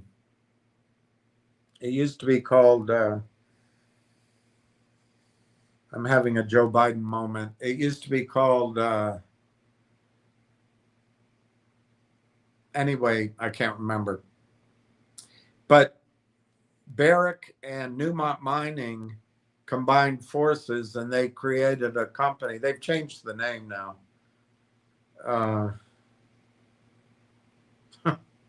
All that keeps coming in my head is Gold Corp, and it's not that. It was a different name. But anyway, it was first Newmont, and then Barrick came in because it's too big. One budget couldn't handle it. So they've been producing this nano gold, this invisible gold, since the 1960s. And back then, there was a guy named, apparently, I remember him because he taught at my school. I never remember him from that. I just remember the name. But he worked as a consultant or a geologist, I think, at Newmont. And it was his idea to go after the Carlin trend. They called it invisible gold. They call it now nano gold. And all of the older people, all the white hairs, all the traditional metallurgists said, no, it's not going to work. We don't want to do it. Don't do it. And he somehow got it in the budget and kept going. And sure enough, it worked in the 60s. And it made Newmont Mining. It took Newmont Mining from a penny stock to a major gold company. Newmont Mining brought in Barrick, or Barrick bought in around them, but they do it joint now. I'll think of the name of their company. But that Carlin trend made Nevada our country's largest gold producing province. I think Alaska has something going on with Novo Gold, which could rival it or best it, except it's up where it's cold and it's you got to dig and build things and build mines and it takes time. Down here with this, like the Carlin trend, they put in these autoclaves. And it is the brutalist model, as I call it. You put in these they're the size of submarines, apparently. I've never seen them. And you heat the material, and I'm not going to guess at the process. I've seen it in action, and every material has a different process. But it's probably a combination of concentrating it, crushing it, heating it, and then you have gold. My understanding of the resource in the Carlin trend when they started and as they've gone along is 0.0033 ounces of gold per ton. But they have dug deeper. They have found trends, and maybe it's somewhat different in some of those trends. And I've read recently that their recovery is somewhat higher, which is what you would expect as prices go up and as technologies are tweaked. But anyway, I almost had the name of it. It's not Nevada Gold.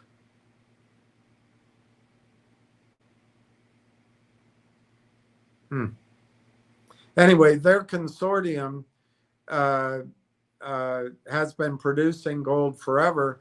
They forever, since the 60s, and they are a natural buyer of our company. But I don't know if they're big enough to do it all by themselves, depending on what's proven. What we have could be processed the same way they do it in these big brutalist autoclaves. And like I say, they probably get a lower recovery than the 0.04 by half or a third. But it's profitable. They make a lot of money. And I think it costs $15, $16, maybe $2,000 an ounce to do it. It's highly energy consumptive. I think that's the direction we're headed. High cost process.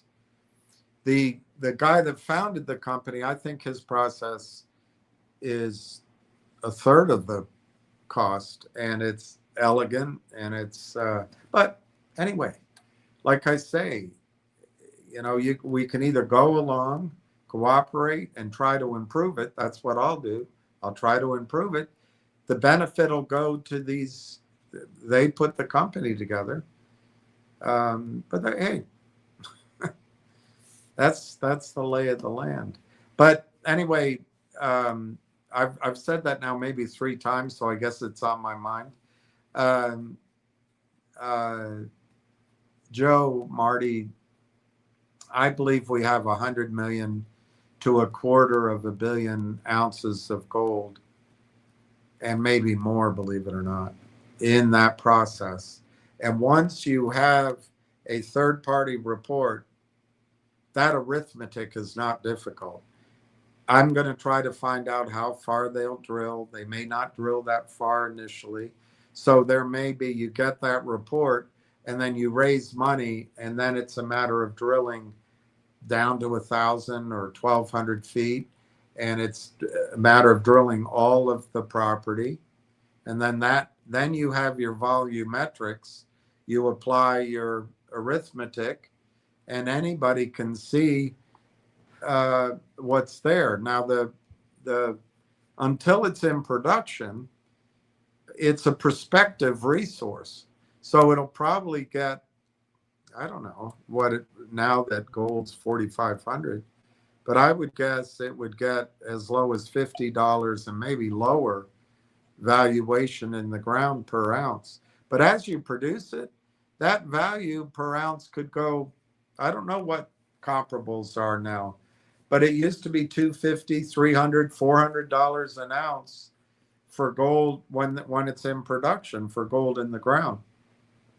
And I would expect on this timeline that they will start producing, if there's no delays, and there's always delays, but I would guess they would start producing in the first part of next year. And it won't take long for that arithmetic. Wait a minute, you're getting you're getting 0.04 ounces of gold per ton, and you might have 2 billion or 3 billion tons of resource. That arithmetic's not difficult. And of course, companies wanting to buy or other companies wanting to invest will come run their own tests. But I personally would hope that we produce it for 20 years, 30 years. That's what I would have done. So far they've said they want to do that too. But the thing is, if you get the nice price, and override, why not? It's hard not to sell. So that's what I think's ahead, Joe Marty. I think there's a bit of a fork in the road, sort of September, October. Then there's a massive raise at much higher prices. They build whatever they're going to build, whatever's designed, start producing gold. The arithmetic becomes easy, and the value of the company conceptually is the single largest discovery of gold in North America ever, but it could be the single largest discovery in the world. I mean, it's a gigantic potential resource. And these guys, to their credit, seized it. When I faltered, they seized the opportunity, and they have it firmly in control. So my goal, Joe Marty, is to fund alongside them and to participate as much as we can. Now, the one open area, I'm going to try to negotiate it for us. We're going to be able to convert into this new structure, but I don't know at what point in it. And I'm going to try to negotiate the soonest, or get our cash back. I think it might be that I have to raise money in my LLC and consolidate everybody, because I'm not sure they're going to want a bunch of small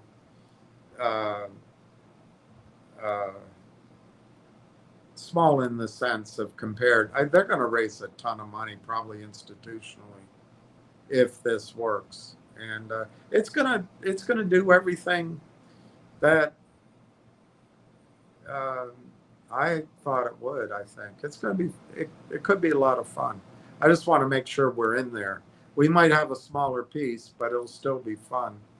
And I'm going to bring the investors I know that are out there, which I would have brought. There's a lot of original investors. There's a lot of my connections. I'm going to bring them in, and I'll help these guys make it work. It's just they'll get the glory and the free carry on the company, but I'd like to see it work, and I'd like to see all of us benefit from it. And I think, Joe Marty, I'll just finish on this. I think we saved the company, so I think we deserve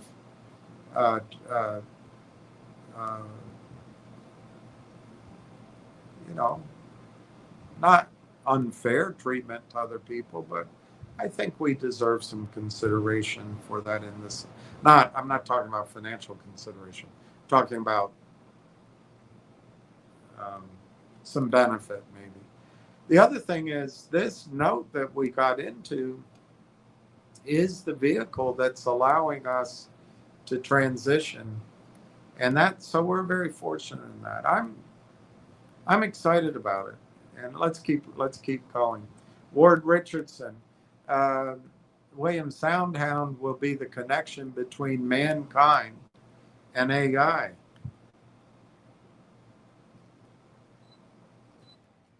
Can it figure out women? No, just kidding. That's a joke. I know. I'm gonna We get a lot of grief for it. So in other words, we'll just hit, like, we'll be like Captain Kirk. We'll hit our button and say enterprise. That's exciting.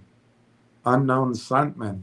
ZJYL is junk. I don't care about a little rebound this week. And isn't that the stock? I got kind of pissy with you, Steve. I said, why are you holding it? You should sell it. Do it now. And I think you ended up buying Railtown at like 45 cents or something, which sucks. But I also think you sold ZJYL as high as 350. But before the big split. Maybe 6. They all blend together. So I agree with you. It's not worth chasing. T. Alex, hey gangbusters. Ward Richardson, yes, SoundHound AI and OpenAI do share data with one another. See, Ward knows everything. All right, let's go through what I have, if I can find any of it, without disclosing. Well, let's start at the top where we were just talking about gold. This is what a friend of mine sent me. I'm going to be meeting him in New York too. But I don't know why it takes so long. I need to get a new computer, I guess. Okay, so the Kobesi letter. Retail investors are rushing back into gold. I haven't seen that, but all right. The largest U.S. physical gold-backed ETF, GLD, attracted 50 million in retail inflows on Wednesday, the largest daily inflow since March. Now, I give you a warning. These ETFs are, if there's a financial crisis, it's all paper. Maybe not all of it, but if it's a good trading vehicle, but it may not survive the collapse of the financial system. I'd be very careful with ETFs, but that everybody knows it, so they go into it.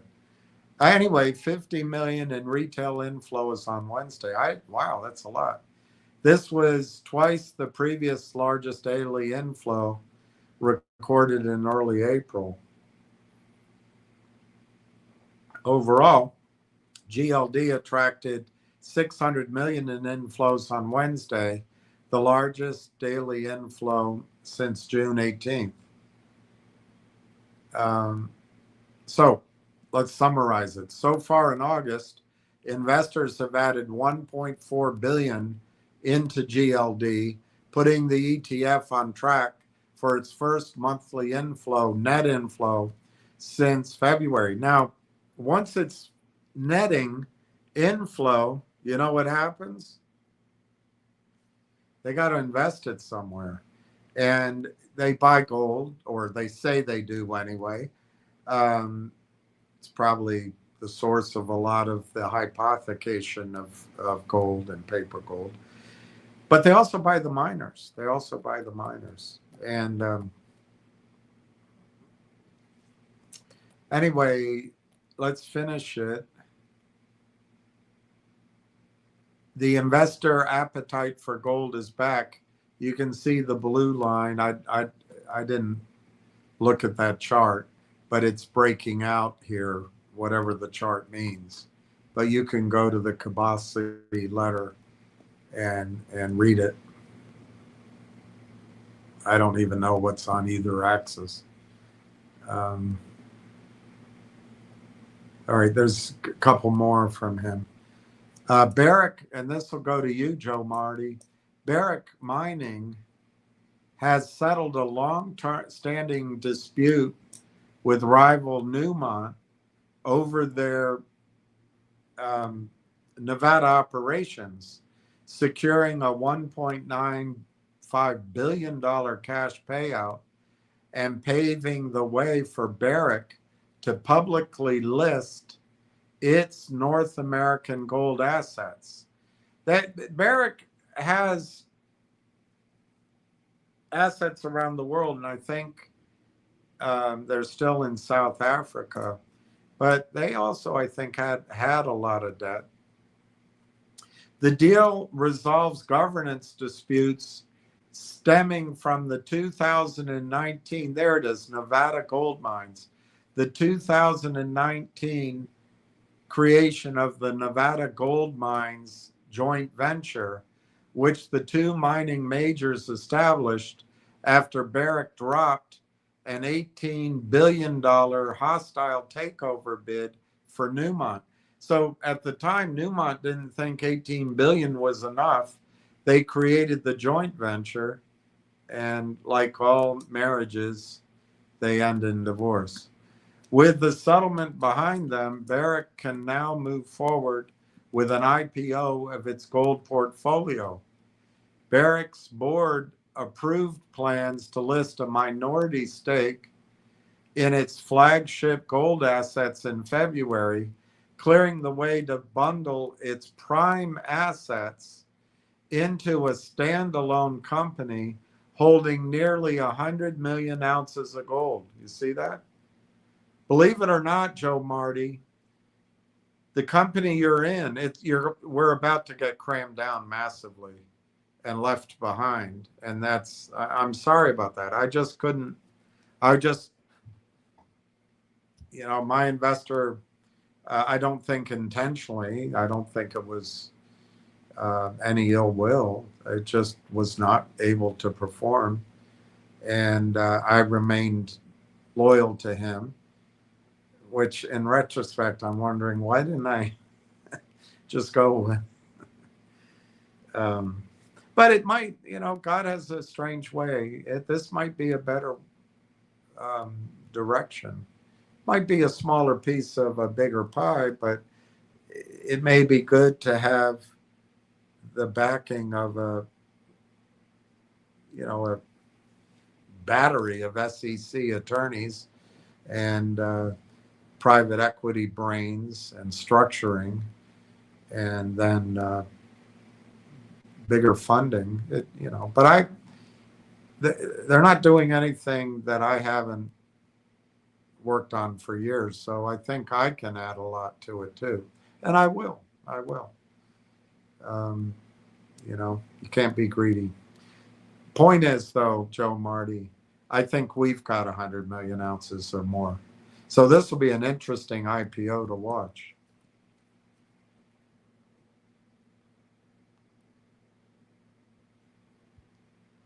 But we have some execution to do too. They may not. Gold mining stocks are the cheapest they've been in 50 years, yet nobody seems to care. 10% free cash flow yield. It's less than 1x price to net asset value. They're giving them away. Despite the pullback in gold, miners are still one of the most profitable industries in the S&P. Gold mining stocks, cheapest in 50 years. And that's where we are in that. I would have loved to have it under control, to be really building and it's going to do it. And they'll all look like geniuses, but it'll be, which we'll be part of. So don't listen to my complaining. But a lot of it's, when it's a bull market, it looks like brains. A lot of it's just the bull market. And I think it's coming. So then rock bottom entries. Few understand what's about to happen in metals and miners. We will not see another run like this in our lifetimes. Commodity stocks are on the doorstep of a generational breakout. 10 years in the making. 10 years in the making. That's not 10 years of the run. It's taken 10 years for this setup. So that's my flavor on gold. Let me see if I can find those articles that Harbison put in. I'm scared that I'm going to show you. I'm going to show you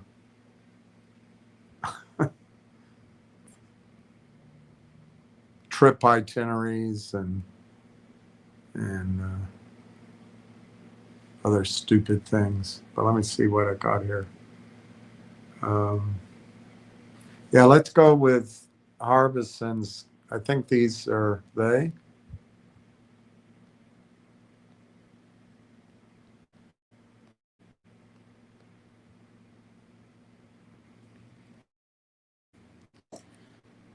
I think these are they.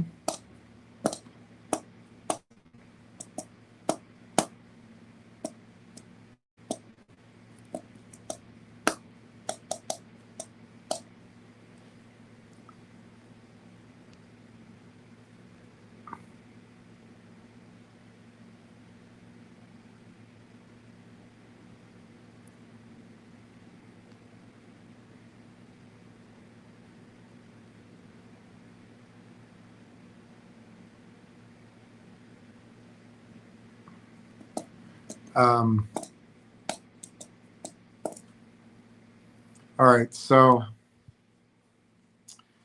Harbison sent this to me. It's two different articles. I don't know which one we're starting with. From Open Canada. Oh, Canada, we do things slowly. We love to live here because we have nothing to fear. Everybody else does things so quickly. Oh, Canada, we do things slowly. Canada needs a strategy for the AI deployment phase. Ottawa's new AI strategy addresses models and chips. The real contest for AI sovereignty is happening one layer up in deployment. And see, this gets me thinking about Railtown. And Canada is not positioned to compete there. And then that makes me wonder, well, haven't you even heard of Railtown? Canada's AI sovereignty will depend not only on models, but on who controls the systems through which AI is deployed. And I think that is Railtown. Canada's new AI for All strategy is a serious step forward by Fahd Ovesi. Its foreign policy dimension recognizes an important reality. Canada does not have to choose between pursuing digital sovereignty alone and depending entirely on the American technology ecosystem. It can work with democratic partners, help shape trusted digital standards, and give Canadian firms a stronger role in the markets and institutions that will govern AI. One crucial question remains underdeveloped, to wit, how Canada will deploy AI. Competition is not decided only by who builds foundation models or controls semiconductor supply chains. It is also decided in the quote unquote deployment layer. And I wonder if this is the new term that they're using for where Railtown is. The deployment layer. Again, to wit, the software, services, technical support, and institutional relationships that turn a general purpose model into something a hospital, manufacturer, public department, or small business can actually use.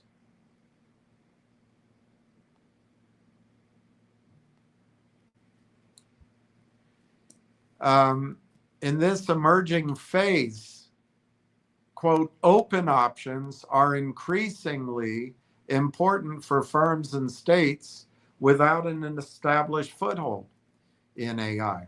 So open options are increasingly important for firms and states without an established foothold in AI to compete with proprietary closed alternatives from companies such as OpenAI.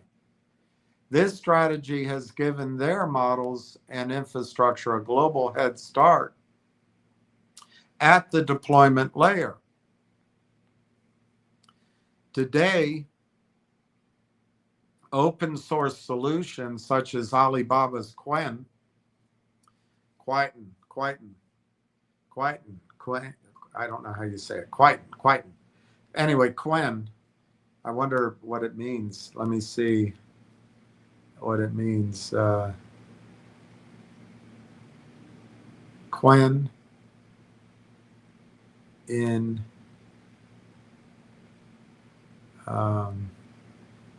Mandarin. Quiet. In Mandarin Chinese, Quen is called Tongjui Quanyuan, which literally means to comprehend the meaning and answer 1,000 kinds of questions. What a great name. Quen means to comprehend the meaning and answer 1,000 kinds of questions. That's a fantastic name. The literal, it's Tonji Qianwen.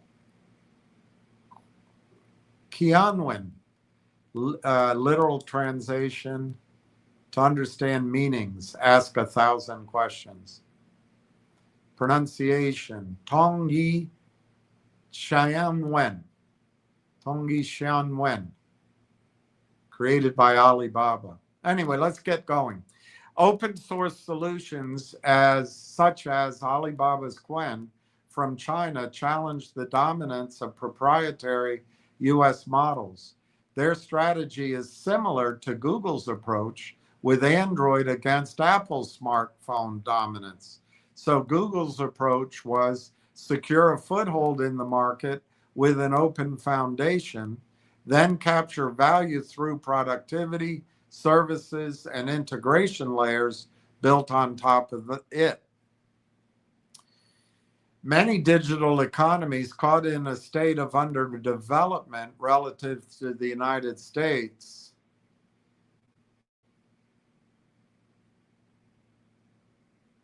increasingly turn to open source solutions to circumvent the costs, regulatory constraints, and infrastructure bottlenecks associated with US solutions. For instance, Singapore has localized an open version of 1,000 answers for questions for domestic deployment across the education, healthcare, and finance sectors. Quen. Whether open or closed, deployment phase strategies rely on 3 common capture mechanisms. So number 1, they want to get institution capture, in which deployment gives the solution provider influence over the adopter's organizational standards, tools, and procurement pathways. I wonder if we're in store for a bit of that. 2, enterprise capture, in which institutions become costly to move. In other words, it's the moat, it's the stickiness. The institutions become costly to move once their workflows and compliance systems are built around a certain solution, a particular solution.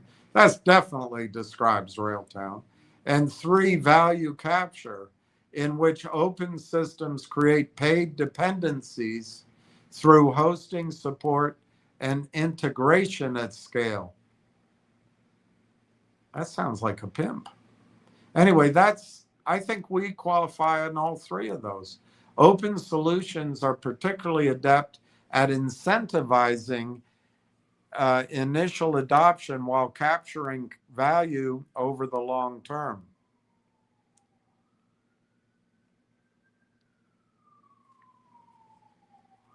So at the deployment layer, these capture mechanisms will operate in Canada through the lucky boy channels.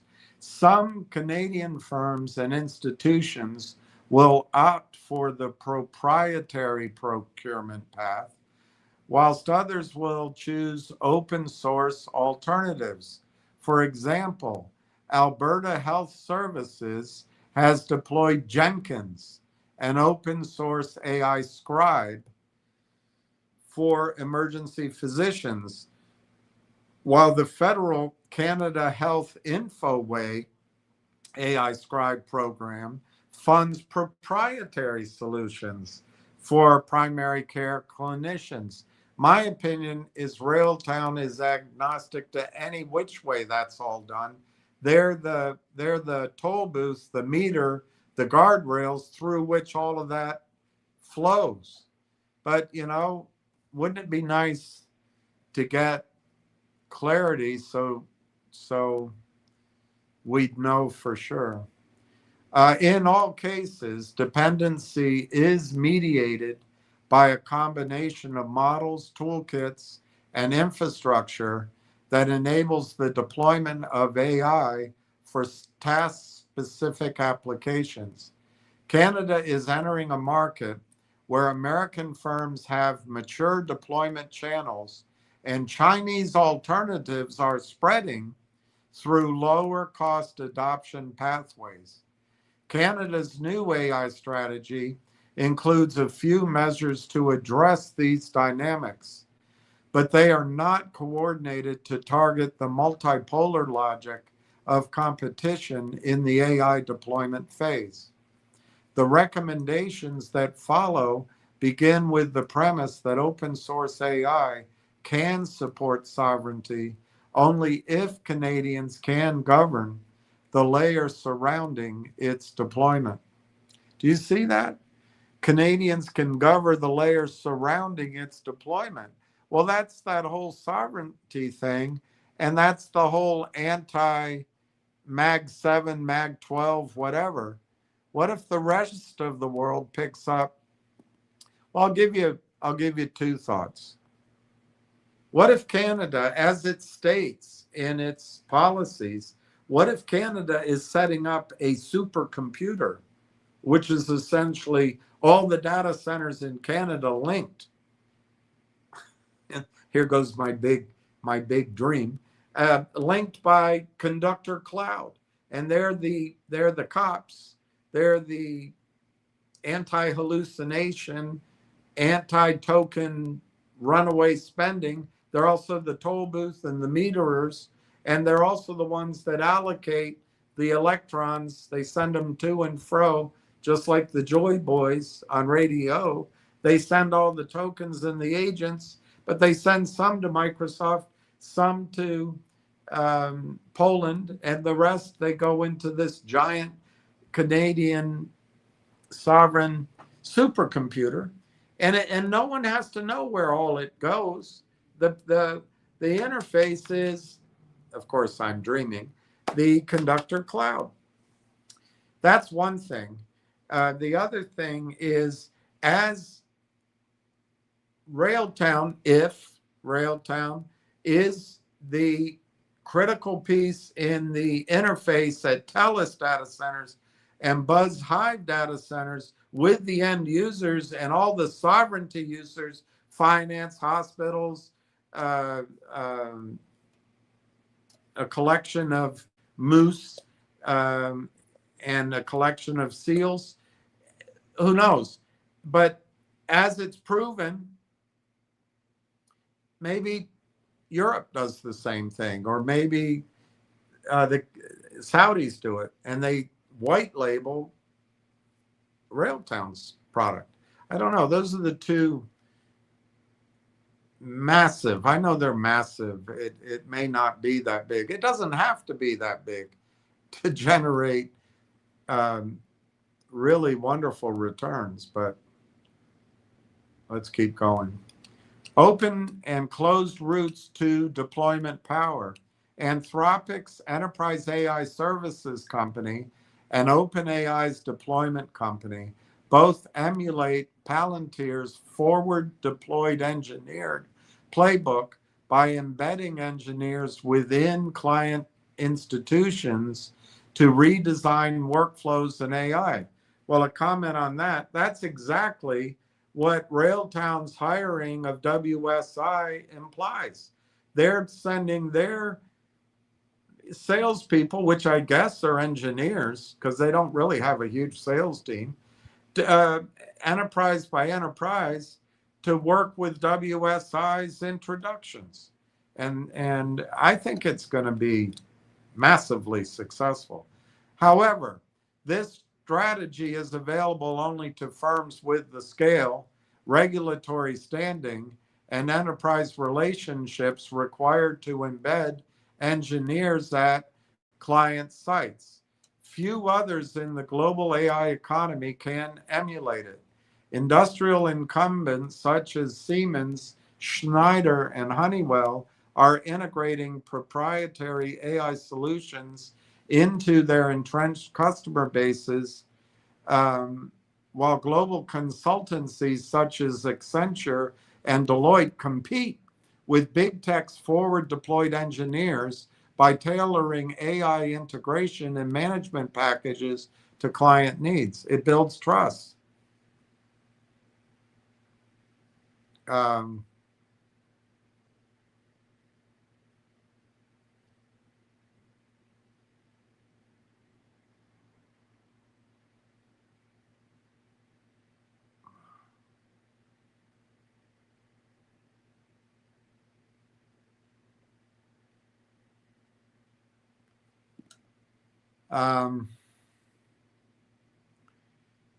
Chinese firms approach deployments from a different angle.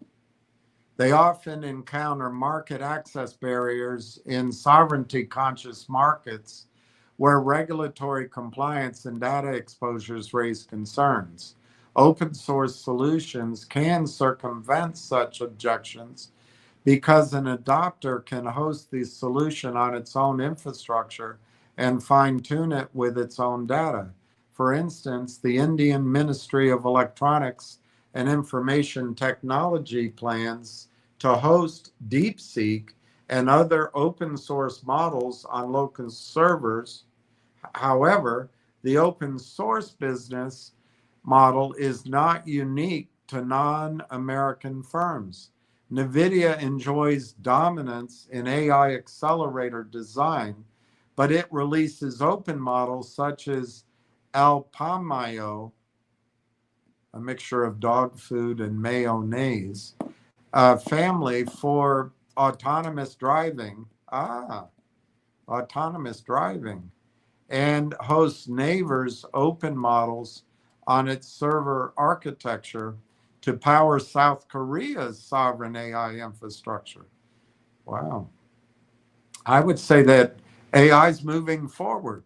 Both deployment strategies expand demand for the soft and hard layers that NVIDIA already controls. The French AI lab Mistral opens a two-tier strategy in Europe that is increasingly becoming the global standard, releasing open source models to drive market diffusion while selling access to a flagship proprietary tier to established customers. Meta and Alibaba have recently adopted this two-tier deployment strategy.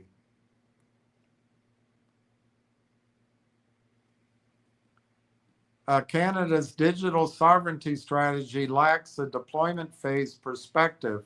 This phase does not contradict the current turn toward digital sovereignty.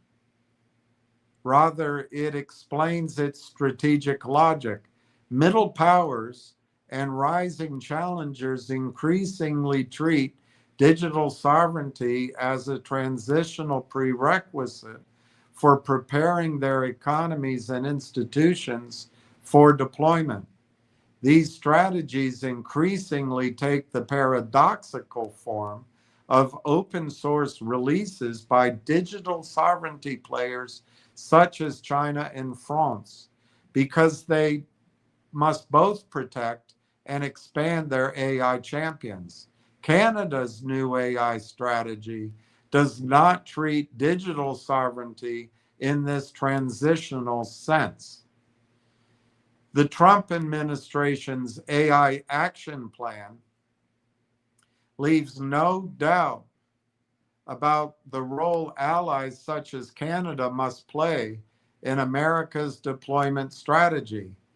It calls for, quote, deployment and distribution of new AI technology across every field, unquote, and for establishing American AI, quote, from our advanced semiconductors to our models to our applications, unquote, as the global standard,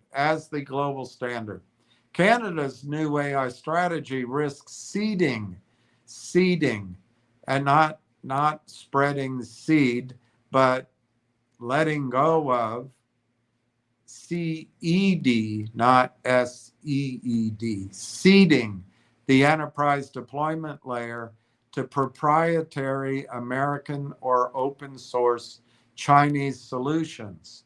The document's open source component focuses on, quote, public interest efforts, while references to the, quote, industry and, quote, SMEs appear in the context of creating, quote, an inventory and shared library of access tools, unquote.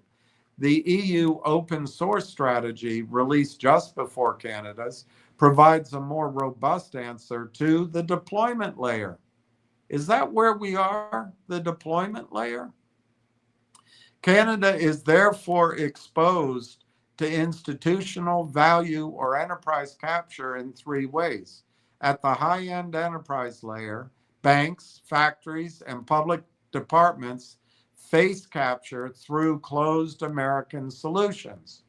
At the low and mid-tier SME layer, startups, developers, and entrepreneurs face capture through foreign open source solutions. And at the software as a service layer, offices, clinics, and service providers face capture through mixed or two-tier solutions.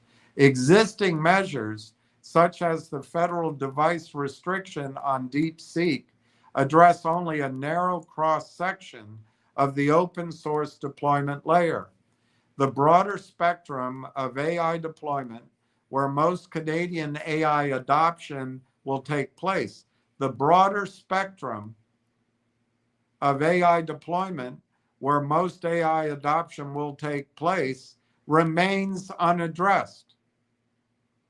So this is the deployment layer. Are they talking about a role for us? I don't know. The broader spectrum of AI deployment, where most Canadian AI adoption will take place, remains unaddressed.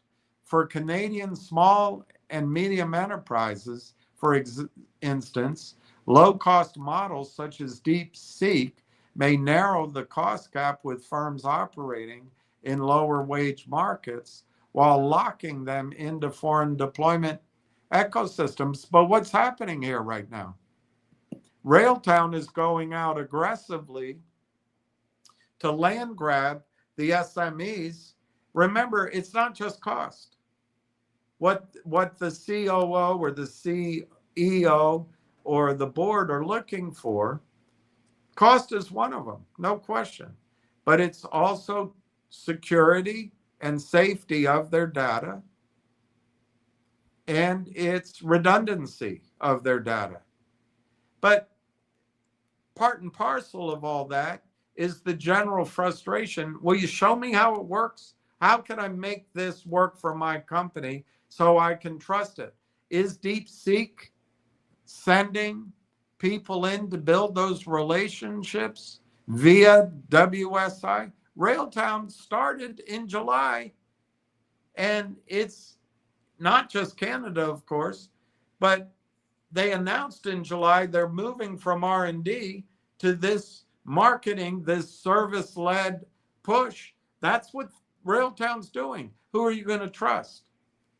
A foreign DeepSeek or someone that came in, consulted with you? That's what they used to call us.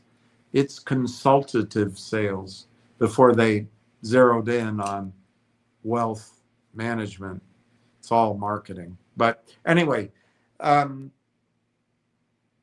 Railtown might really claim the 20% of the SMEs that represent 80% of the market before DeepSeek even gets across the ocean. I don't know. Crucially, capture through these mechanisms exposes highly sought after legacy data. Data's the key in high-tech and critical industries to absorption by deployment layer providers. So who's going to trust? Who's going to be trusted? That's a big issue. This could deprive Canadian firms and industries of control over the very asset that would enable them to develop native deployment solutions and compete with bigger players.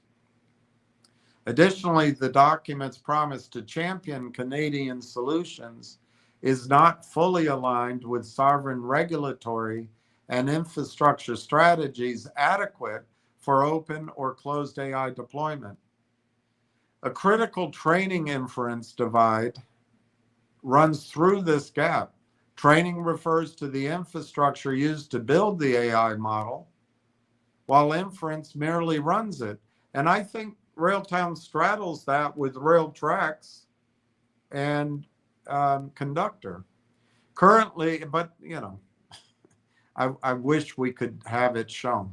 Currently, the Canadian ecosystem primarily serves as an inference infrastructure for closed American models, while training grade capacity still depends on American semiconductors.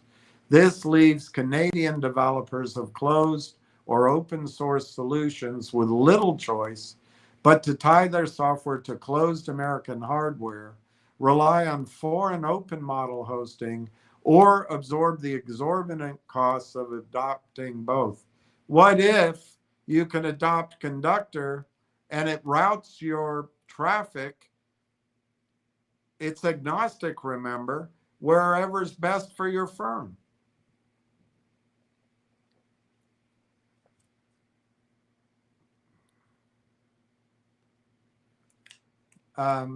While the deployment phase with the deployment phase already underway, the correct next step is to build the apparatus that enables openness to serve Canadian sovereignty rather than to carry foreign deployment power into Canadian organizations. Building on the foreign policy approach of the, quote, AI for all strategy and its, quote, Canada Trusted AI Certification program, which helps Canadians identify trustworthy AI solutions, Canada could extend this framework into a, quote, Canada EU Digital Trust Open Source Certification as part of the negotiations for a new digital trade agreement. Oriented around democracy and civil rights, this certification would require federal procurement rules disclosing model lineage, hosting provider, and procurement path for OpenAI solutions used in sensitive procurement and critical infrastructure wherever clients are seeking a value-aligned option, especially where legacy data is at stake. It's all about the data. It's all about the base. It would make the deployment layer safer while carving out a niche market for Canadian and European solutions. They always say niche as if that's a bad thing. It's a pretty big market. Canada's new AI strategy is also missing a dedicated approach to next generation computer hardware. A compute leapfrog initiative boosting domestic deployment of photonic quantum, Mike Lazaridis, and analog chips through Canada's Sovereign Technology Alliance partnership with Alemania, with Germany, would help close that gap. These are areas of existing strength in the Canadian and German tech sectors, and they would help Canadian firms and institutions bypass semiconductor supply chain bottlenecks, accelerate the rollout of sovereign next generation compute, and facilitate the adoption of Canadian closed and open source AI deployment solutions. In this context, the impending commercialization of the Canadian Photonics Fabrication Center should be treated as an asset with firmly Canadian foundations for developing sovereign next generation Canadian hardware. Each of these recommendations rests on the same premise.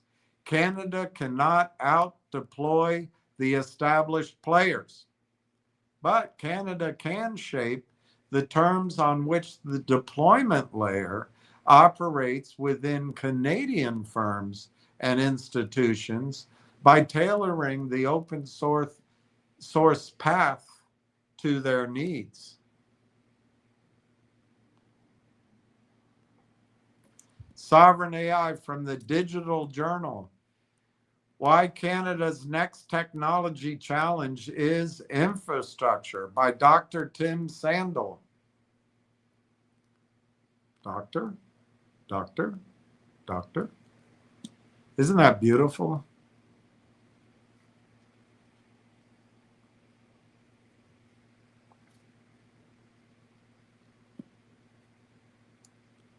That's beautiful.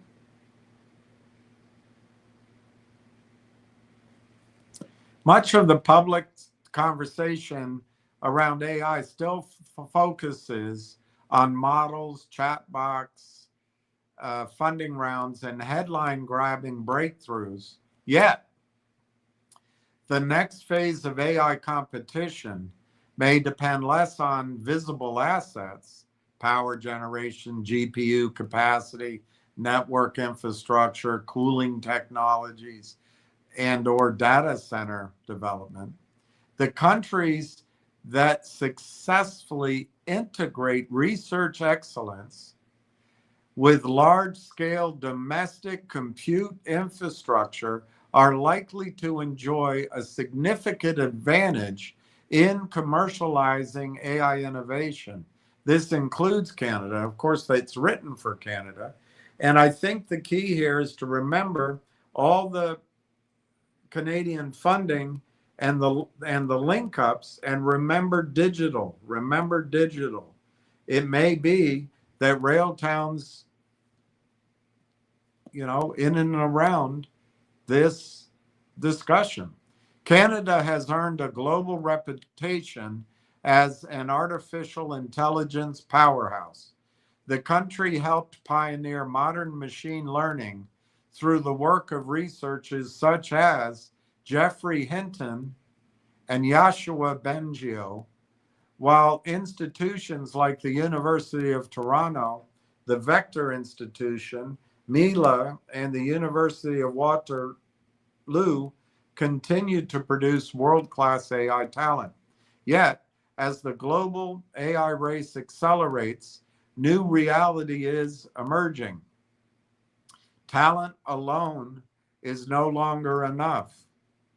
The next phase of competition will be determined not simply by who develops the best AI models, but by who owns and controls the infrastructure needed to train, deploy, and scale them. That, my friend, sounds like Railtown. Increasingly, governments and enterprises are recognizing that AI sovereignty depends on compute sovereignty. This is why the decision by Hive Digital Technologies to develop a planned 320 megawatt AI factory in the greater Toronto area represents more than a data center investment. It is part of a growing movement towards sovereign AI infrastructure, the rise of sovereign AI. For much of the past decade, organizations could rely on global cloud providers to process data and support digital transformation initiatives. AI, however, is changing the equation. Large language models, foundation models, agentic AI systems, and advanced analytics require vast amounts of computational power, such as you find in many human brains, but not in all of them. Training and operating these systems increasingly demands access to specialized hardware, particularly high-performance graphic processing units, GPUs. The location of that infrastructure is becoming strategically important. I wonder if they'll mention QPUs.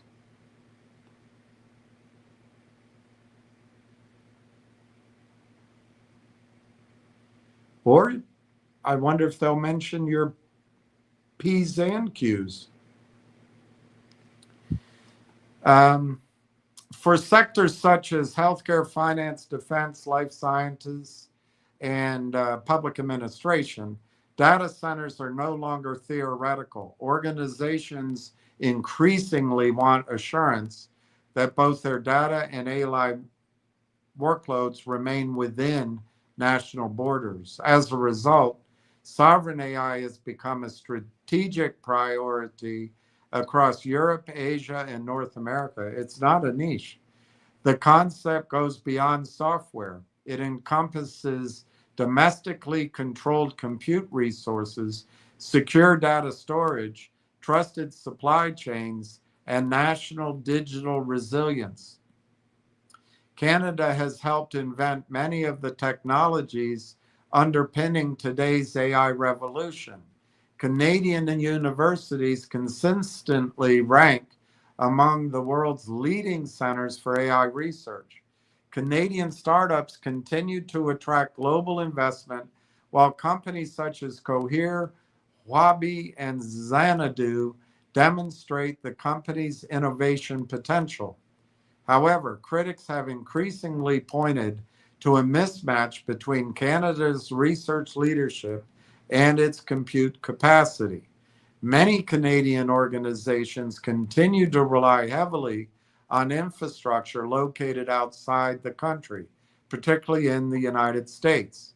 This creates potential challenges around data governance, Railtown, latency, Railtown, security, Railtown, and long-term technological independence, unknown. In other words, Canada has developed world-class AI talent, but has not always possessed sufficient speed.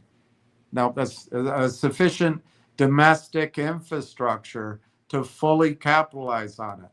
That challenge is becoming more visible as AI adoption moves from experimentation into production scale deployment.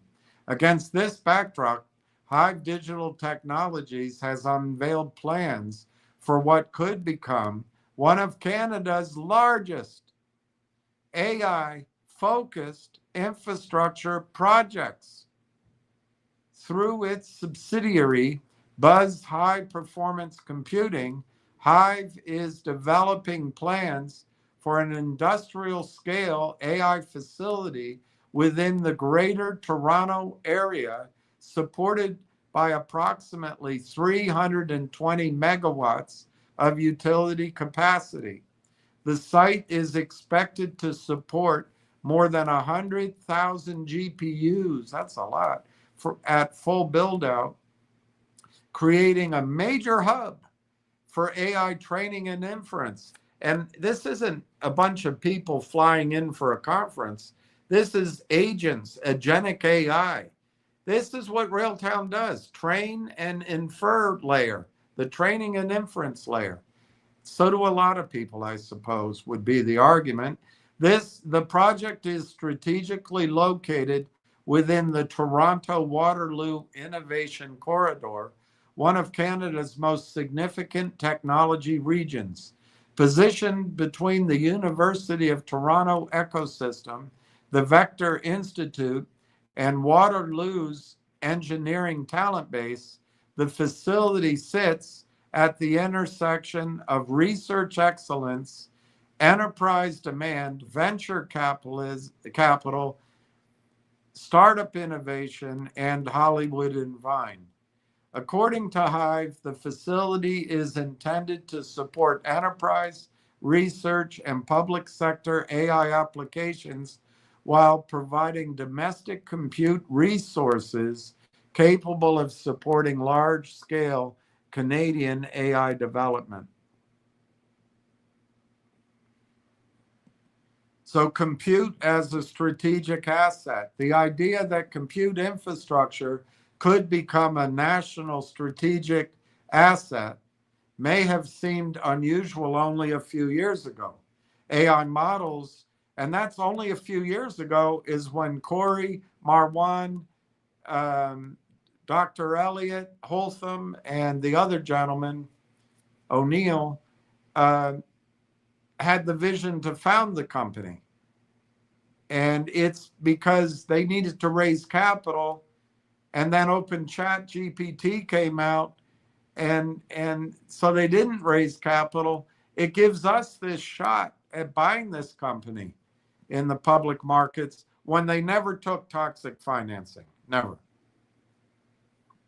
The organizations capable of controlling large-scale compute resources gain advantages in innovation, productivity, research, and economic competitiveness.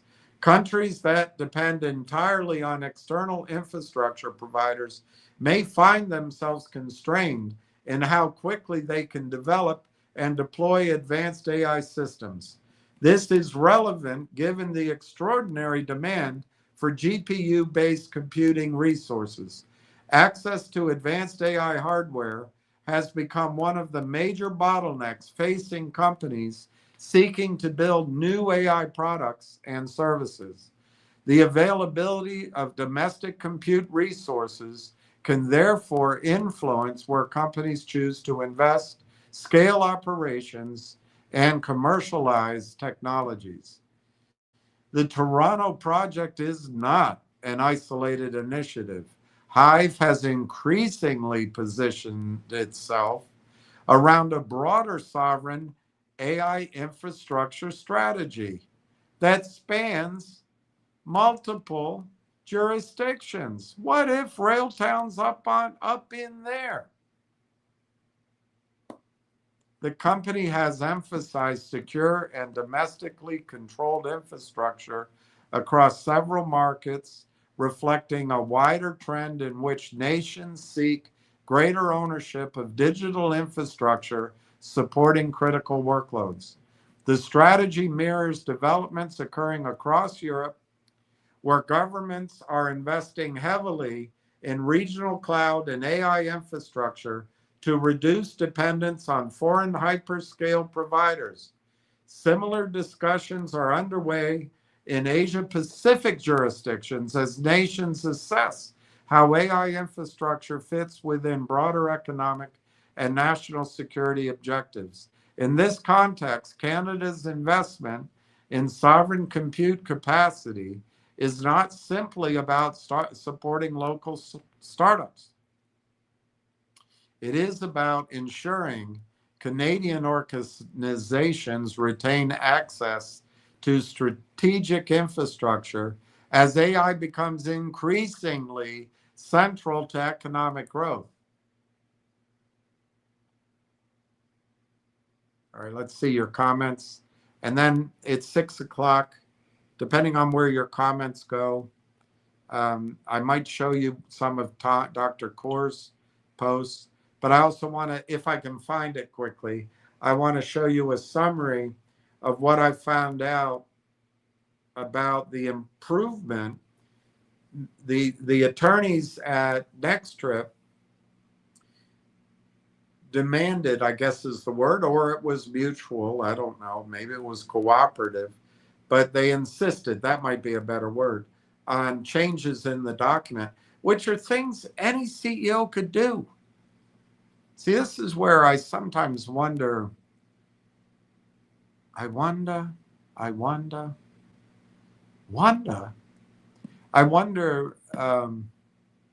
who wrote the book of love.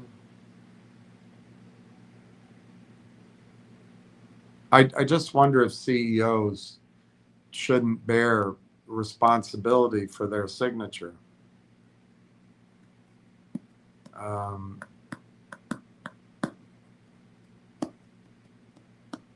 right, let me, I'm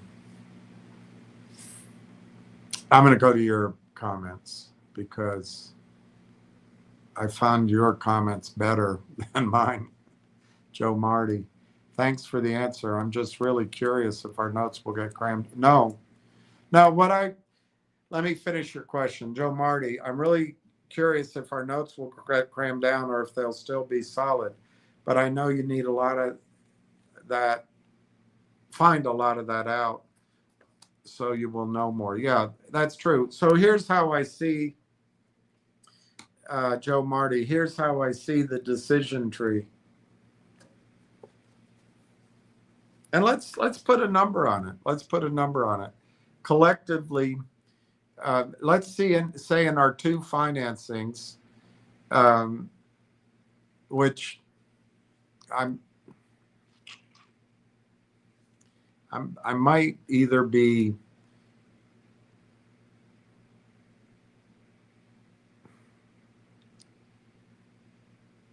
too high.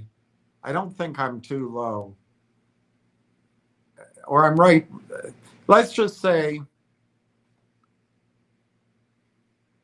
I think we raised around 500,000. Let's just say we raised $400,000 for the company at 4 cents a share. That's 10 million shares. And we also got the right to, we got in the contract, we got the right to a bunch of warrants, double that. So it's 20 million shares. So the current number of shares outstanding, that's actually works to our favor because it won't be expanded, or it shouldn't be. I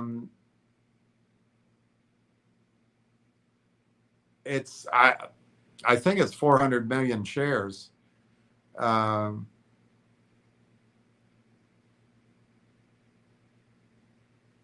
That's what I think. I don't think they ever issued the additional or approved the additional shares necessary. So let's take that. 20 million shares divided by 400 million. That's 0.5% of the company we owned collectively. Now, it's not really fair because if it had gone our way or my way or your highway way, we would have probably ended up with half of that or less. But anyway, let's use that as an example. So 0.05, okay? So let's say there's 100 million ounces, and we're a long way from having confidence in that number outside of our sort of, everybody involved. We have yet to show that to anybody that matters and have them believe it. But let's use 100 million ounces of gold, and we owned 0.5 of that. That means our group had 5 million ounces of gold. So I don't know what percentage you would be of that. let's assume, because Joe Marty, I can't remember, but let's assume you had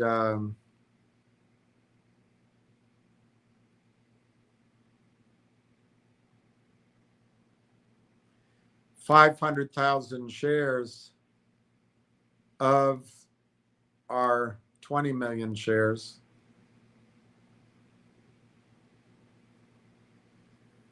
So you have 0.25% of the whole thing. I already forgot the number. 0.05 times 100 million shares. So it's 5 million shares times 0.025. I think this is more than you had. But on the other hand, I'm only using 100 million shares ounces, which sounds cuckoo. But your paper, derivatively, Joe Marty, your paper might have led you to 125,000 ounces of gold. So the question is, will your notes approximate that under the new structure? And I have no idea, because I haven't seen documents. I would assume they got to make room for this young guy to own, because he's going to be the one doing it. And I just haven't seen the structure. And I'll negotiate best I can. We'll find out. But I assume that we'll get favorable treatment. Everybody that joined in,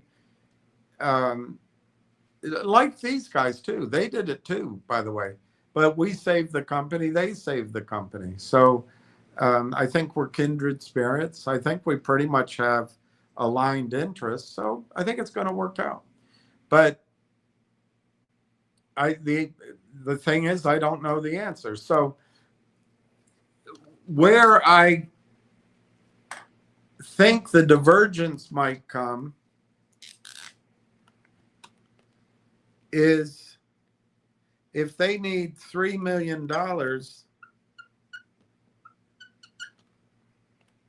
for the report, let's call it. I just don't know. How much of the company of the new situation are they going to give? And that's,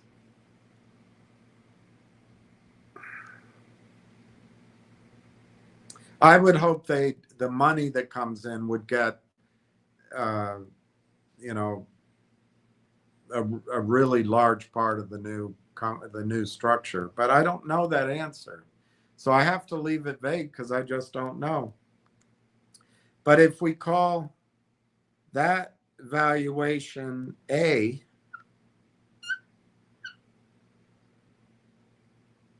and if the report is successful, they'll probably raise, I don't know, they could raise as much as 30 million to build.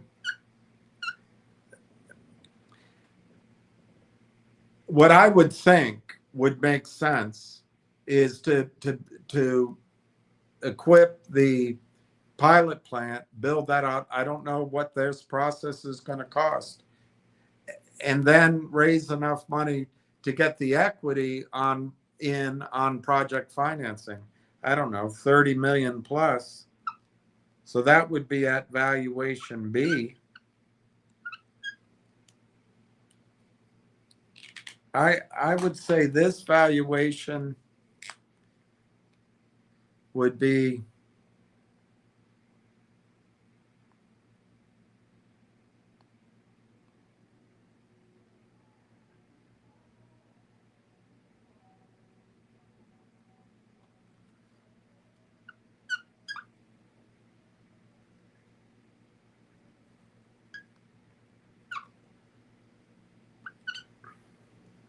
but this valuation could be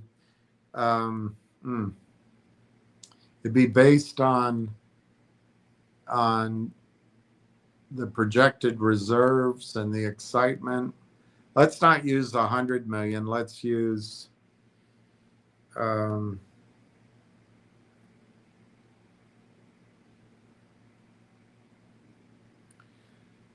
let's use 25 million ounces of gold prospective, and let's just give it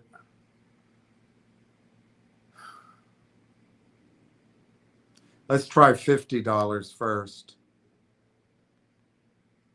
Yeah, let's just do it $50. So this next round,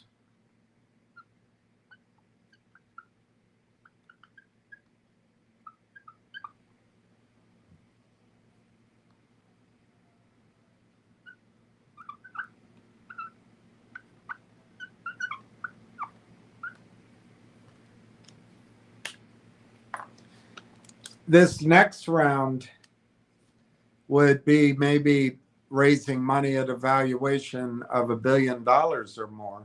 And the big difference is if there's a third party from a well-known engineering firm that says, yes, this works. Well, then you can bump this up I just did it off of 25 million ounces of gold prospective at $50 in the ground. Either one of those numbers might be big or small. But my point I'm trying to show to you is if we get our money in this round, it's going to own more of the company than if we get it in here. And I just don't know the answer. I will try to obtain a right to co-invest. And it really doesn't matter. Oh, Lord.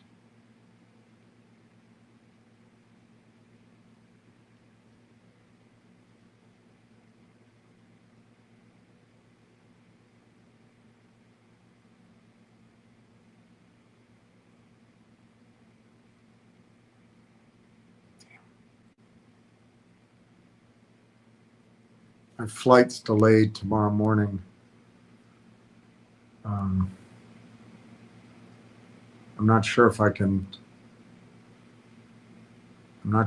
change it.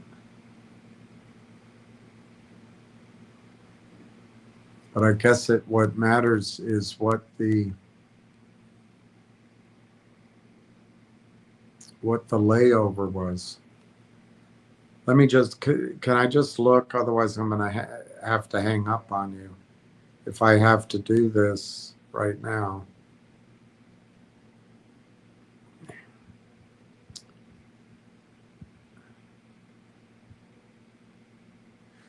So anyway, I am going to try to get an invest along right in the early rounds. So we'll see.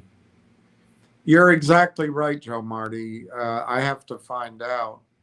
And, I have to be cooperative and not a jerk. And all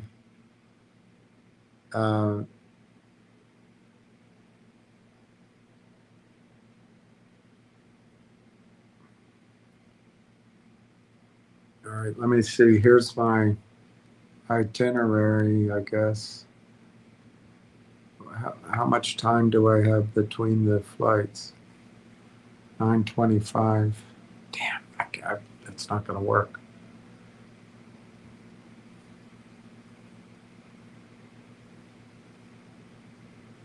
All right, so I'm going to have to sign off. I'm not going to be able to go through. I've got to try to see if I can rebook, and I don't know how I'm going to do it.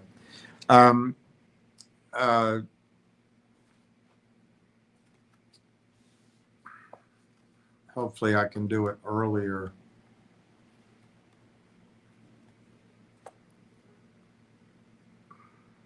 Anyway, sorry, I'm distracted. So anyway, yes, I'm going to do the best job that we can get.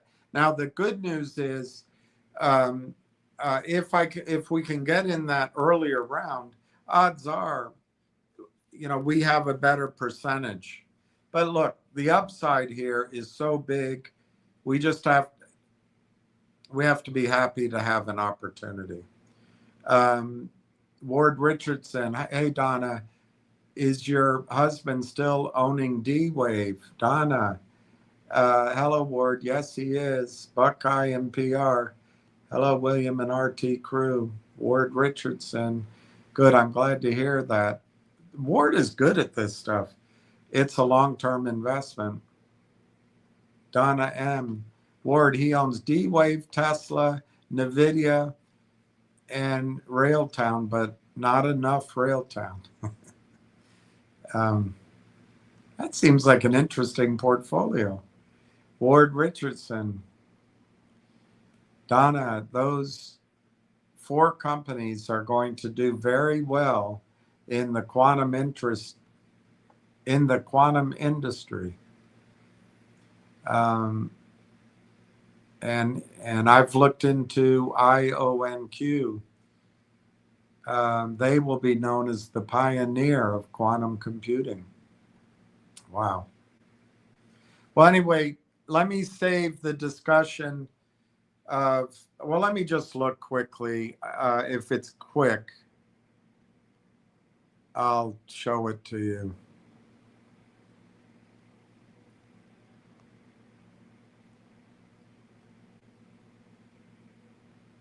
All right. All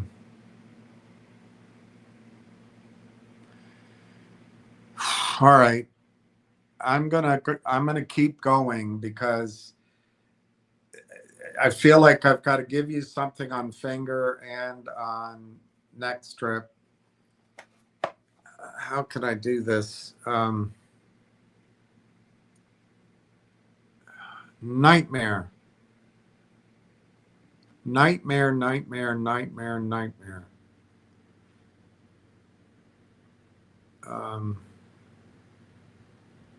Let's say if there's a Delta app here, or I used to have a Delta app. There it is. Let's see if they give me.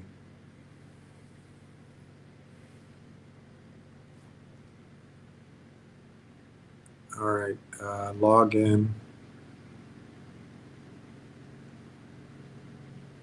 Log in. Let's see if they tell me how to change my flight.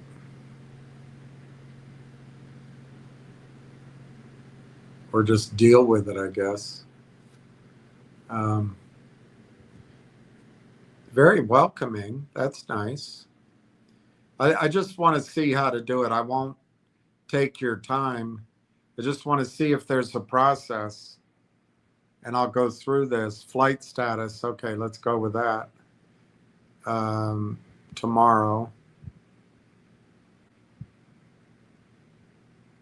From DCA. Yeah. To Dallas.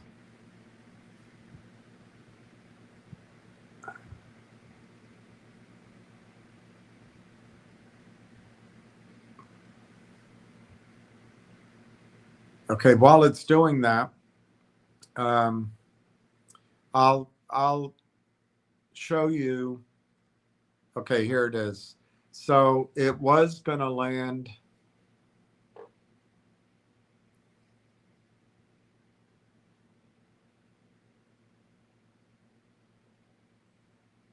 So that flight's on time.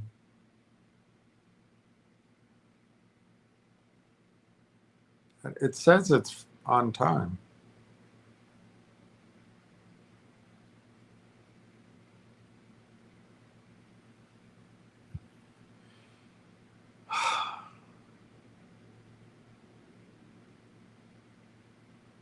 Where's it going?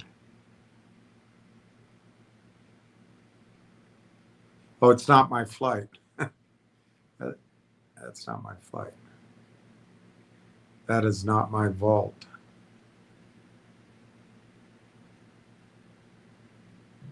So I need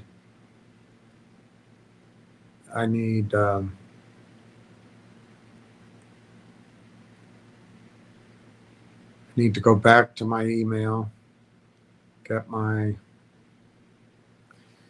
number. Damn it, sorry.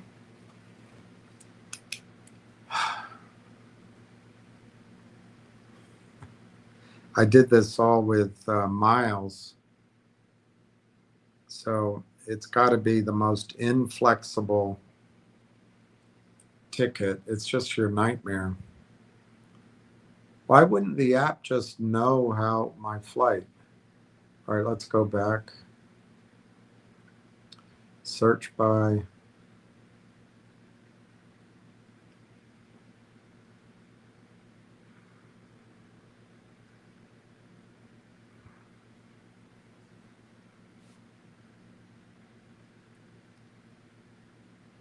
I have no idea how to do this.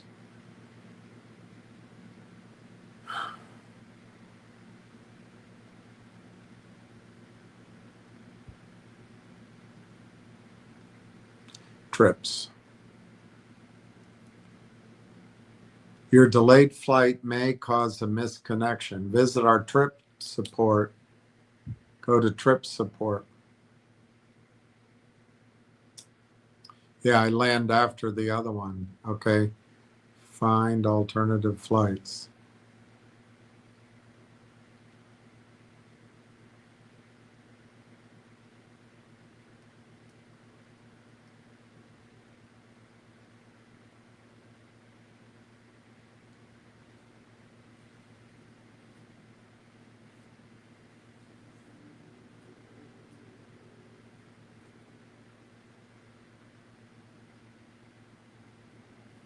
How about that one? That would be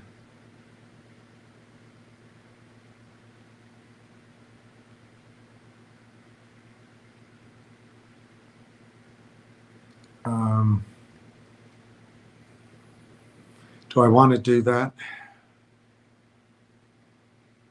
I'd have to wait.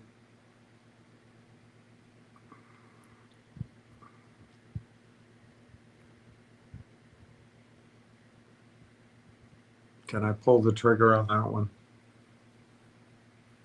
Let me just look again.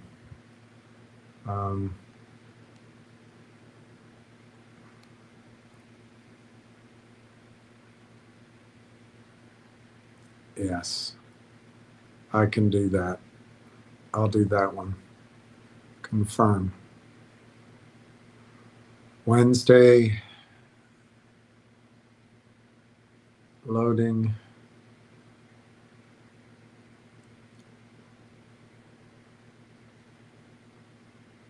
We apologize that your original flight was delayed. You have been rebooked on a new flight. Go to trip support.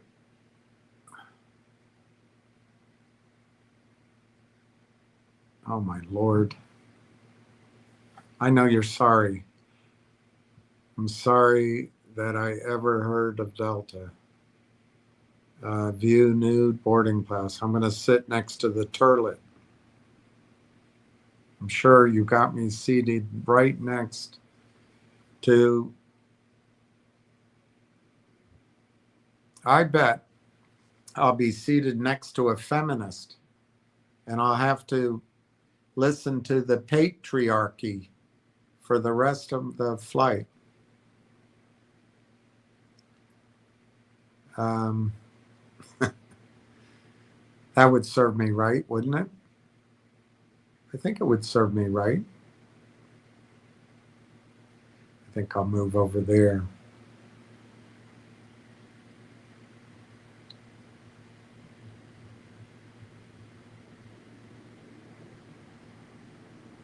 All right, so I'll just stay there.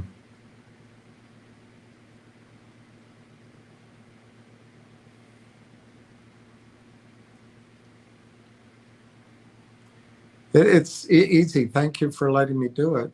Oh, they moved me. Okay.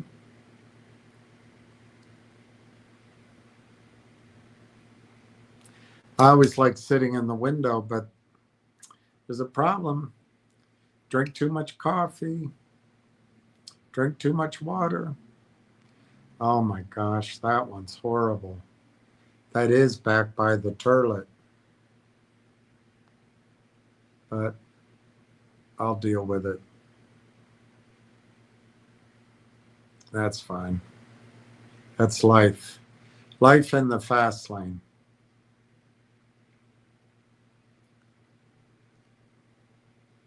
All right, so done. So let me just make sure my flight is actually booked.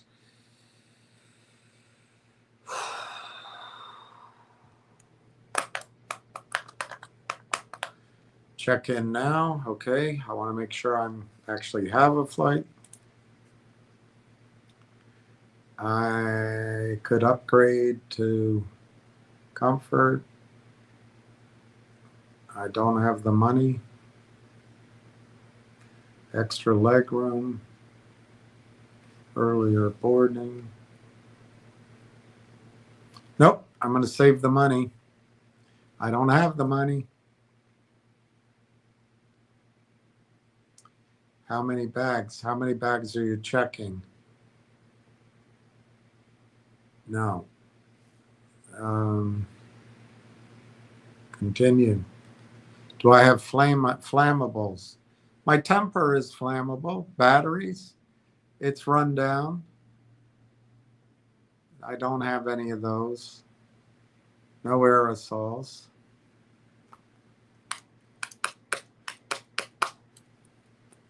Sorry, I just want to make sure I have this flight because the first leg is delayed.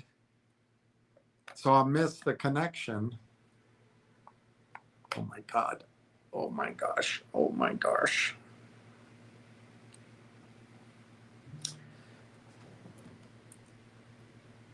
Oh my gosh. Garcia Vega. I'm going to be tired. I am going to be tired. It's all right. I'll do it. All right. I got it. Thank you. Let's keep going. Let's keep going.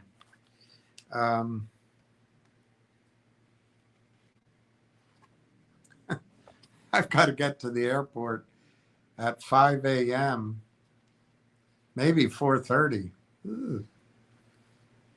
But all right. I'll deal with that. But at least I'm going. That is dated August 12th, tomorrow. Okay, it's fine. I'll just be tired. Okay, let's keep going.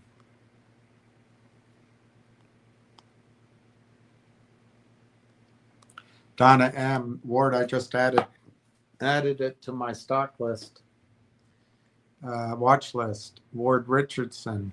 Donna M., I bet no one thought Tesla would be a quantum stock. Tesla and NVIDIA are working on super quantum computer data center. Wow. Ward Richardson, if I remember right, I think they're going to use 500,000 GPUs in that center. Pete Greek, you've got a major housing crisis coming. The richest class in the United States will be trying to sell homes to the people who cannot afford it. Something's got to give. Some got to live and some got to lose. And Good Time Charlie's got the blues. Ward Richardson, most people look at Tesla as a car manufacturer, but the reality is that they are a robotic company. That's exactly right. And I think he kind of head fakes. I used to think he was a battery company. All right. So let's go. I'm going to show you what I can. And then I guess I'll have to pack tonight instead of tomorrow morning.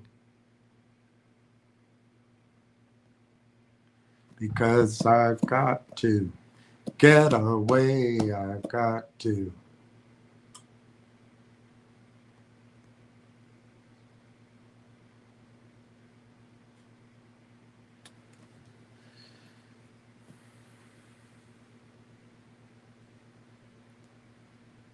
Let me just check my email to make sure. Well, this is right. But let's just check.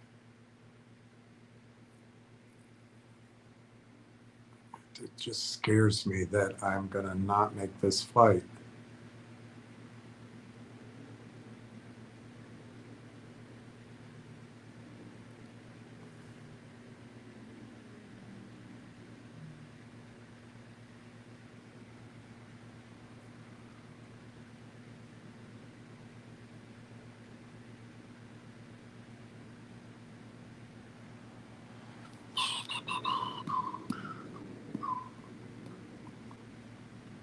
Well, I checked in, but it's not here. But you saw me check in. I don't have to worry, do I? I don't have to check it again. Okay, board 5:30,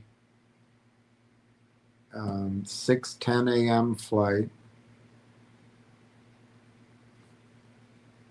Rebooked. We apologize. We apologize.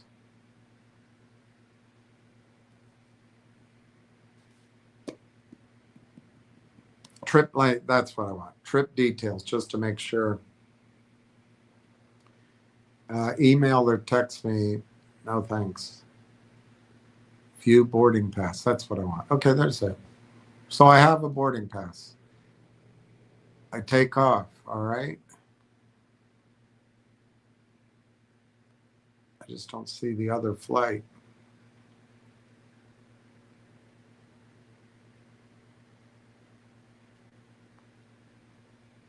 Here it is. Here it is. Yep. Okay. We're all okay. We're all okay. We're all okay. Okay. Let's keep moving on what you're doing instead of what I'm doing. It's all about me. Okay, so I asked the question. This is on finger motion, and this is where there might be a trade. I wouldn't do it. I wouldn't get involved in it, but I want you to be aware of it, that it could happen. The next things that could happen at finger motion, and this is by order of certainty. It's nearly certain that on Monday, August 10th, which was yesterday, you'll get this language. Well, we did, and it didn't have all this information. What the fees are. It was very lightly written. It's very likely a reverse split will be proposed and added to the mailing on August 26th. So that's the next thing to look out for. The December 28th deadline for finger motion, because they're below $1, requires 10 sessions above $1, which requires effectiveness by early December, which requires authorization. A second special meeting in November is expensive and tight. The October 6th meeting is already convened. The preliminary proxy has no split proposal. If the definitive one does, that's the sequence confirmed on the record. So that's the next thing, is to look for the proposal for a reverse split. It's likely that a blue flare definitive agreement or pivot announcement will come out. This is for finger motion. The company has told you where it's going. Outside Asia, it's going to AI, and it's going to HPC. She's the operator for it. The AVAX 1 ARC ran like this: rebrand first, then announce, and then a pipe. That's private investment, public entity, in about 6 weeks. And then likely is a raise attempt. It's the only mechanism that touches on any of the three problems. But note the constraint the AVAX 110K spelled out. Baby shelf caps primary issuance at 1/3 of the public float. Fingers float right now is 46 million times 21. Well, it's a little higher. A private placement or pipe avoids the shelf, but Section 7BI and II require Alto's consent for new debt or liens, and Section 6C takes up 30% of gross at 115%. I think Alto would waive that for whatever scheme they have in place. So a moderate event coming is a minimum cash disclosure.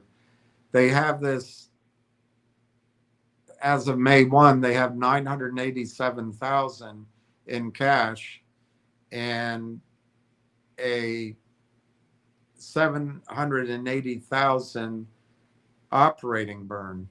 So it's they may not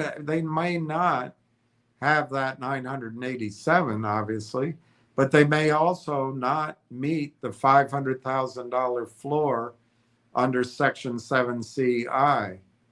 And so they have to report that within 4 trading days. That could come late August or September. Obviously, they point out a raise could reset this. And then the Section 8AXV 15 cure window closes around November 2. So after the vote, but before the NASDAQ deadline. The number that settles everything is the 61 million shares approximately as of July 10. So when there's a new filing, we check how many shares.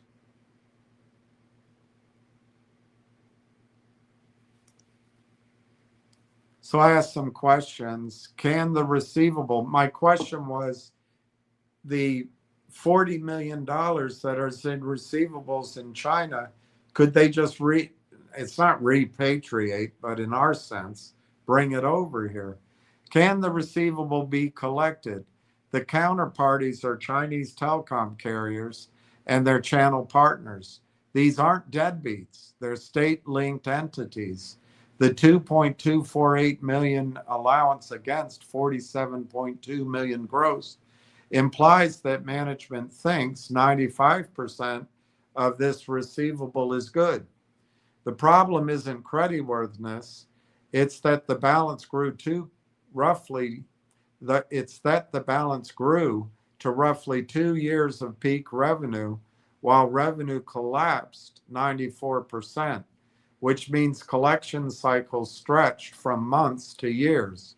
And the impairment line moved from 522,000 in a single quarter. The trend is worsening, not improving.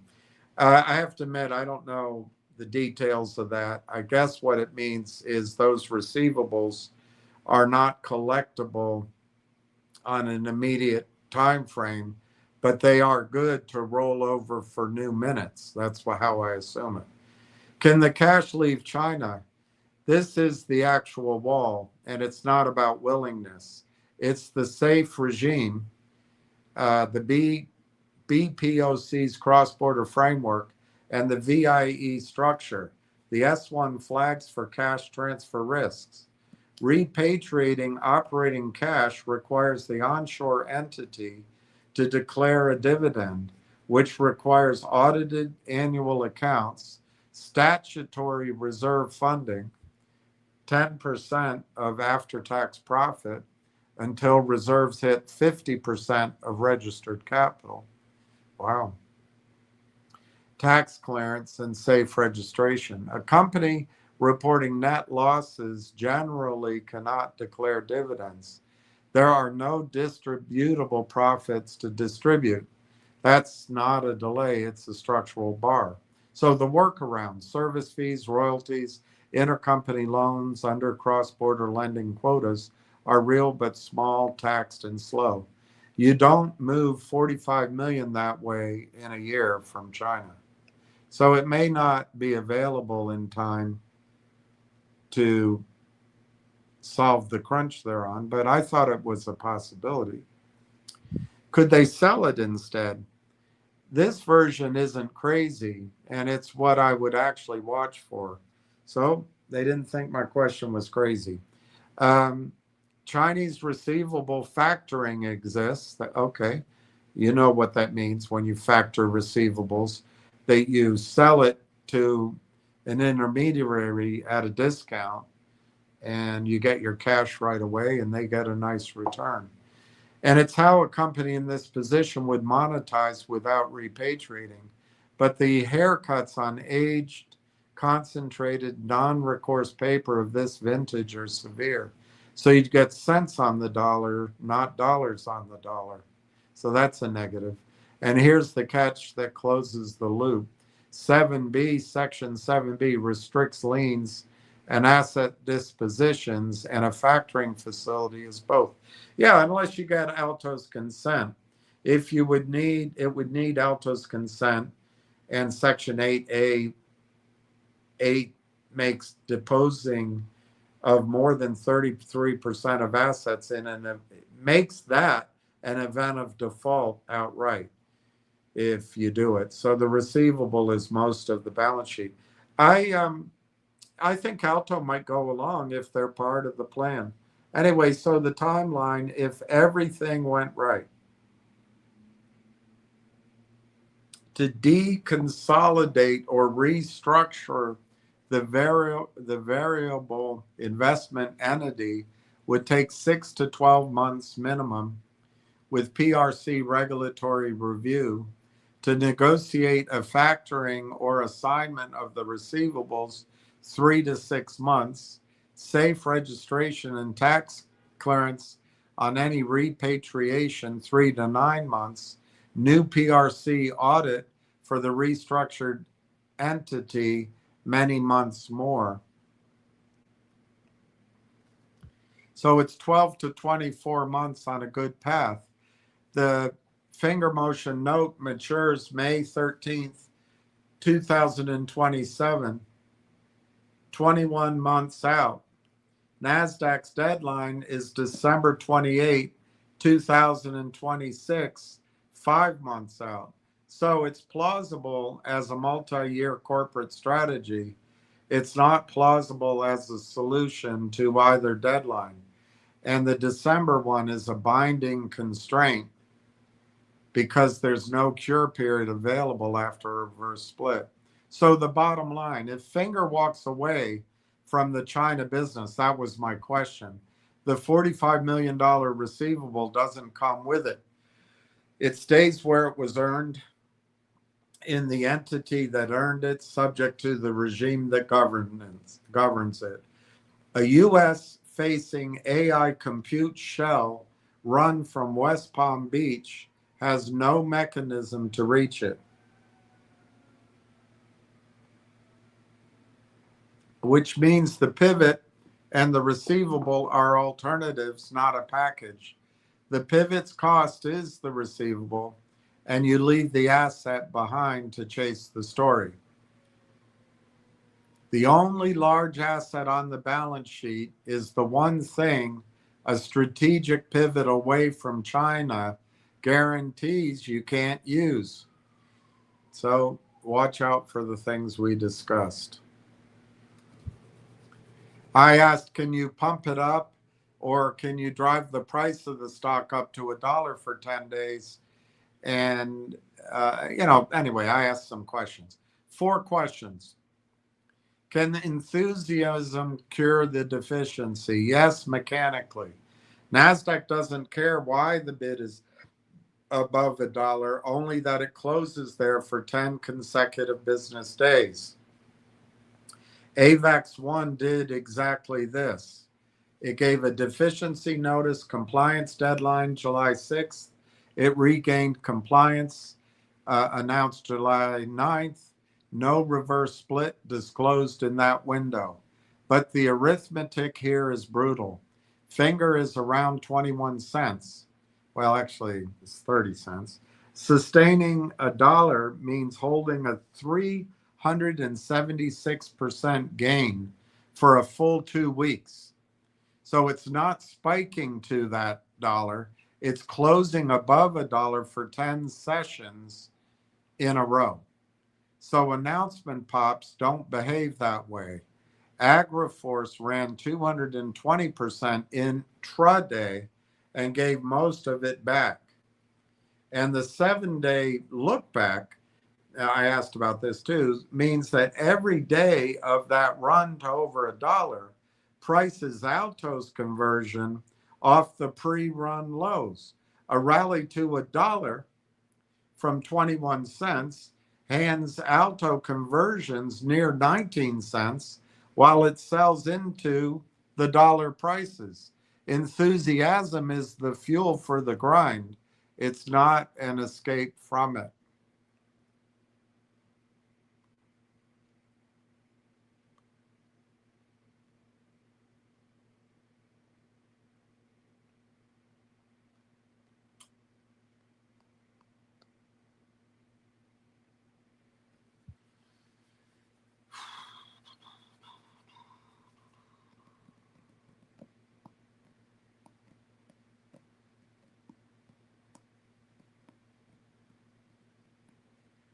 Okay. All right, so this is the sequencing at AVEX1. They did the reverse split in July of 25, and then they pivoted to the announcement in September of 25.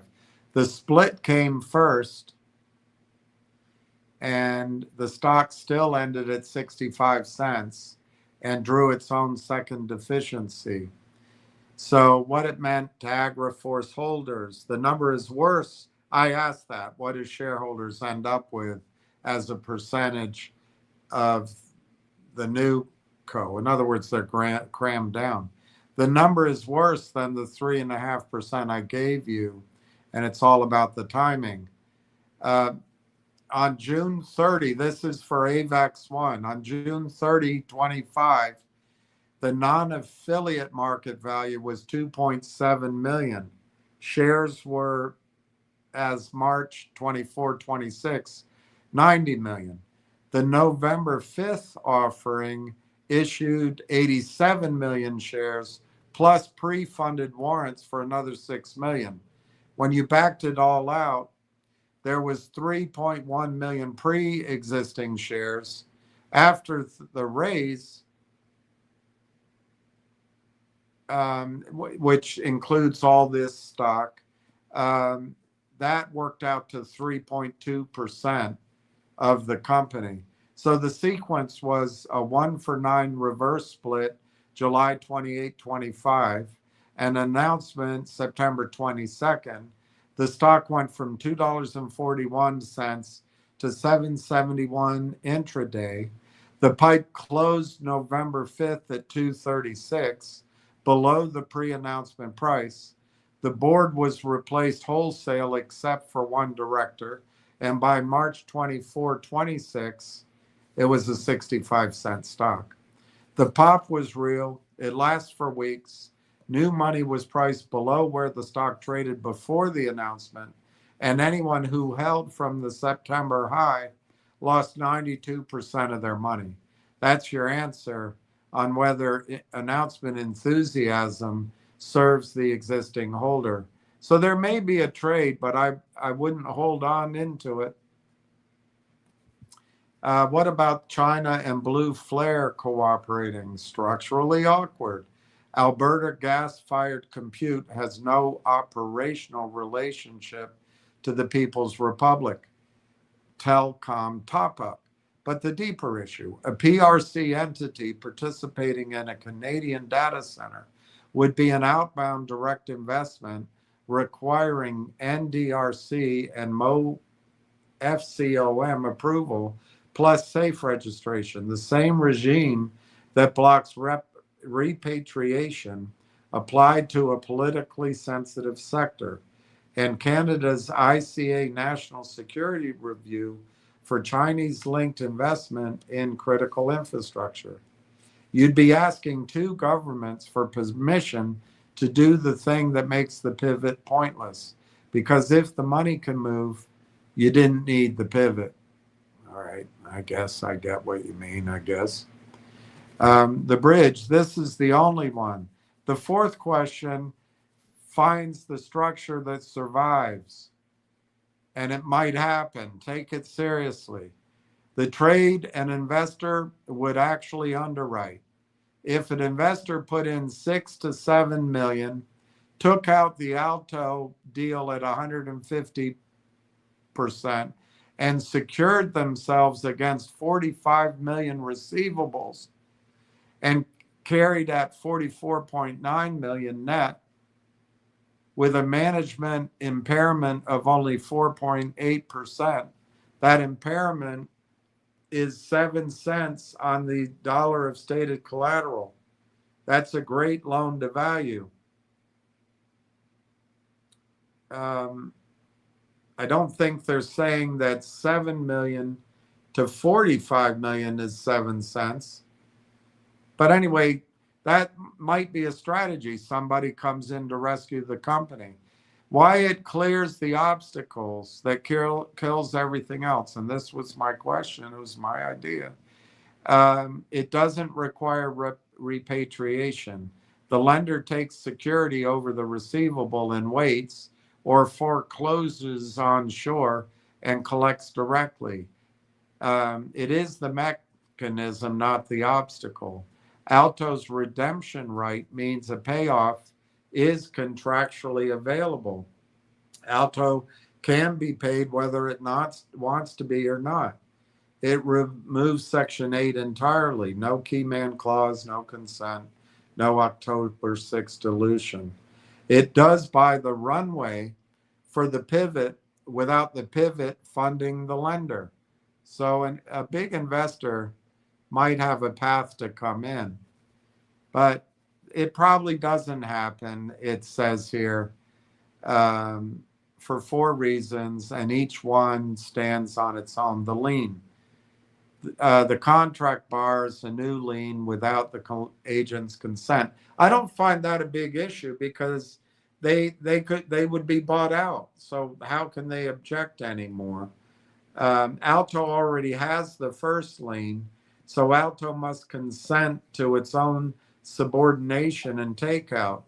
Alto's alternative is grinding a 46 million share float at a 10% discount without a consent right over management.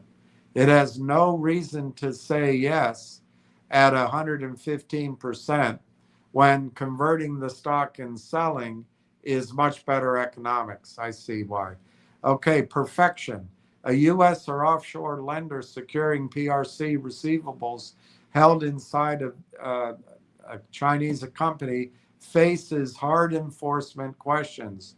Your remedy is the Chinese court against state-linked obligors on behalf of a foreign creditor. The collateral is only worth what you can actually seize. Number 3, diligence timing. Nobody underwrites a $45 million foreign receivable book in 90 days. That book needs aging schedules, counterparty confirmations, and an independent view on why it grew to 2 years of revenue. The window closes around November 2nd. The impairment trend. Credit impairment in 1 quarter says management's own view of collectability is deteriorating. A lender does its own work and probably marks it harder and at a real hard cut. The loan to value story stops being extraordinary. All right, so those are reasons it wouldn't happen. But I thought it was one way they could get out of it. The bridge is the right answer to the question, what would actually fix it? And it's the structure I've seen in this whole thread where the far bank has a plausible occupant. But it needs Alto's cooperation to displace Alto on terms worse than Alto's current position inside a 90-day window on collateral that requires months of foreign diligence to underwrite. The obstacle isn't finding an investor, it's that the incumbent lender holds a veto over its own replacement, which is the same thing that we bump into all the time. Watch for a subordination or an inter-creditor agreement soon if this happens. So I said the planning for all of this happens to have been in the work. So why wouldn't Arto agree to it? Yes, on the planning. Yes to the spike map. Oh, and I also asked when they're spinning the money out, if the stock's over $1, they're making a lot of money. So here's the sequence. It's too tight to be improvised. March 13th, Alto's note is signed naming Shen. March 18th, Telforge, a Nevada entity. April 20, AVAX 1, Blue Flare LOI. Khan signs that one. May 20, AVAX 1, definitive due, none disclosed. June 2nd, fngr announces moving revenue outside Asia, AI and HPC. June 4 and 9, fngr Blue Flare MOU, 3 provinces, exclusivity. June 22nd, registration effective, 16.5 million shares. July 3rd, Khan out at AVAX 1.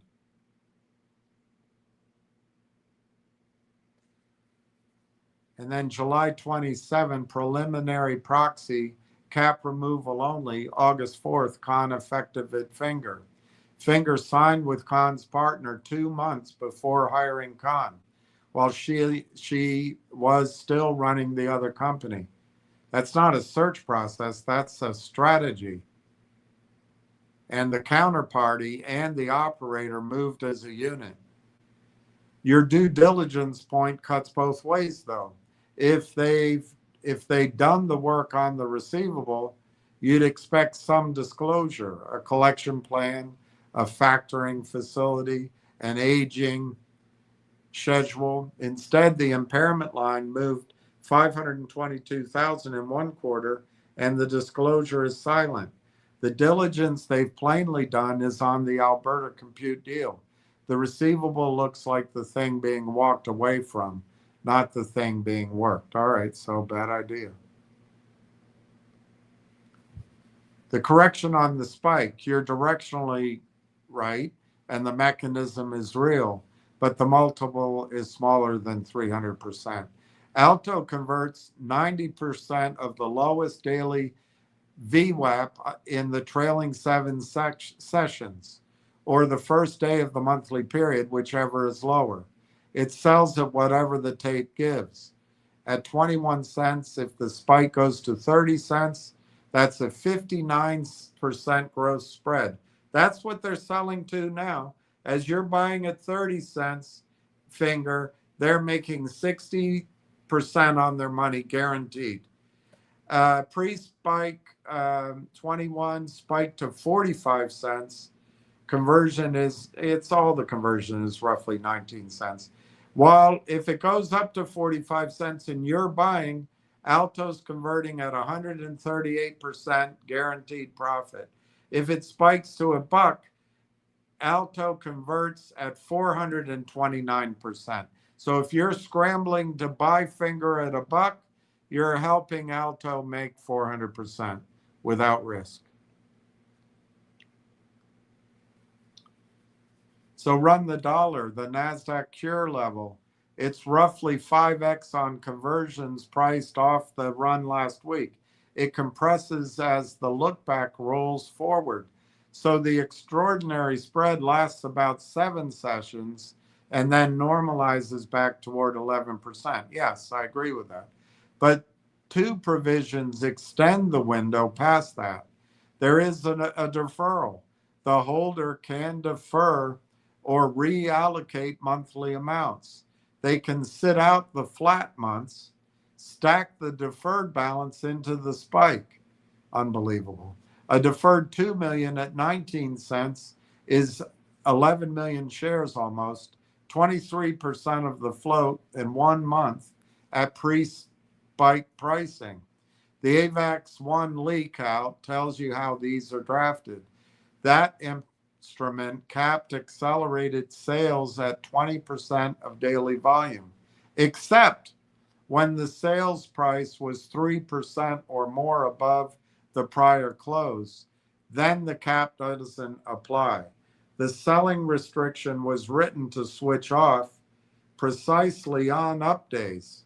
Finger's note structure isn't identical, but it's the same drafting shop and it has the same intent. Constraints that bind in the quiet tape and release in the rallies.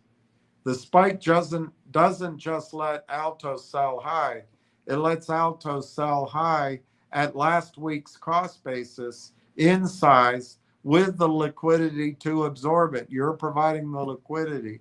The rally is the exit. It's not the obstacle to it. So that's why if you do it, trade it. The wipeout is likely not certain.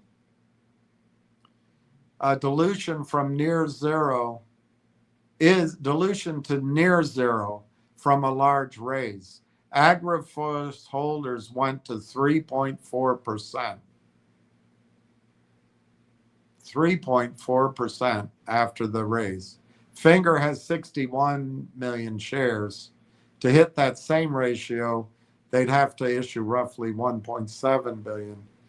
That's a reverse split type number, which is exactly why the split proposal matters and why AgriForce did the 1-for-9 before the raise, not after.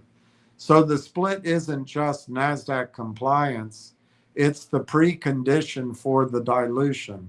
A 1-for-20 takes 61 million to 3.1 million, the same base AgriForce had going into its pipe. That's the number to watch around August 26th. So a 1-for-20 gets his dilution. Grind alone doesn't wipe anyone out. 16.5 million registered shares against 61 million outstanding is 27% dilution. Painful, not annihilating. The wipeout requires the raise, and a raise at Finger's scale runs into the baby shelf. That's the 9.7 million float, the 1/3 cap. So it would have to be a private placement, which needs Alto's consent, and it pays Alto 30% on the way in. It's also complicated. And I think if there's excitement, that's your chance to sell. So probably a split will be approved October 6th. A raise will be attempted and holders will be diluted hard. The AgriForce template, that's the most likely. There might be an announcement without a funded raise, spike the stock, grind it, and decay. Alto does well. Holders end up worse, but not erased. Another possibility is neither lands, cash covenant breaches, default, and all those conversions. It's the worst outcome for everyone, including Alto. And the unlikely is a bridge lender takes Alto out. But it could happen. In 3 out of 4 of these cases, the common shareholder ends up materially worse. In none of these cases does the common end up better than today. So that's Finger. Now let me just check if I can find my thrill on Blueberry Hill. I found my thrill on Blueberry Hill. I found my thrill on Blueberry Hill.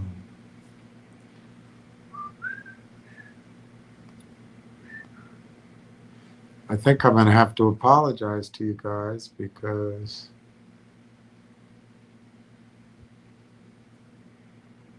um,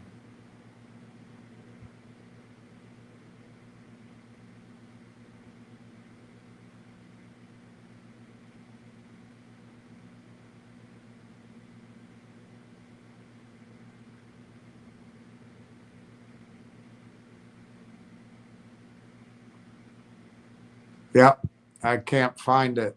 So I did work on comparing the next trip note to this recent finger note because I had it. I mean, I could compare it to others, but I can't find my work. And I've got to make sure I make my flight tomorrow. So I'm going to check if there's any comments and sign off. My time at the airport tomorrow, I might have an hour if I'm not too shattered to come on. And I'll save that. I'll make the commitment to talk about the next trip compares how the next trip financing can allow next trip to use that financing like a credit card or like hard money in real estate. Expensive, yes, but it increases the value of equity, and then there's a way to pay it off and move on rather than diluting equity now. I'll do that tomorrow. Let me see if there's any comments. None. Okay. I guess I bored everybody.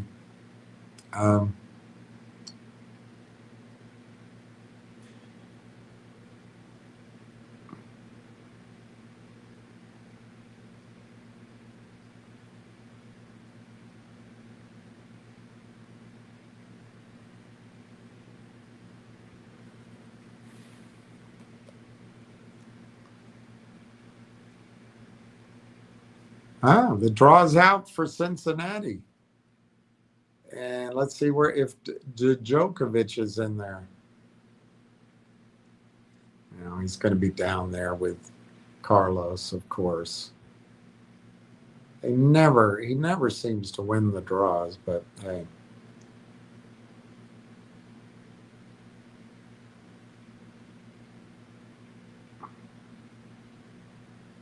Medvedev is there. I don't think Sinner's there. I don't see him. Of course, I don't see Djokovic either.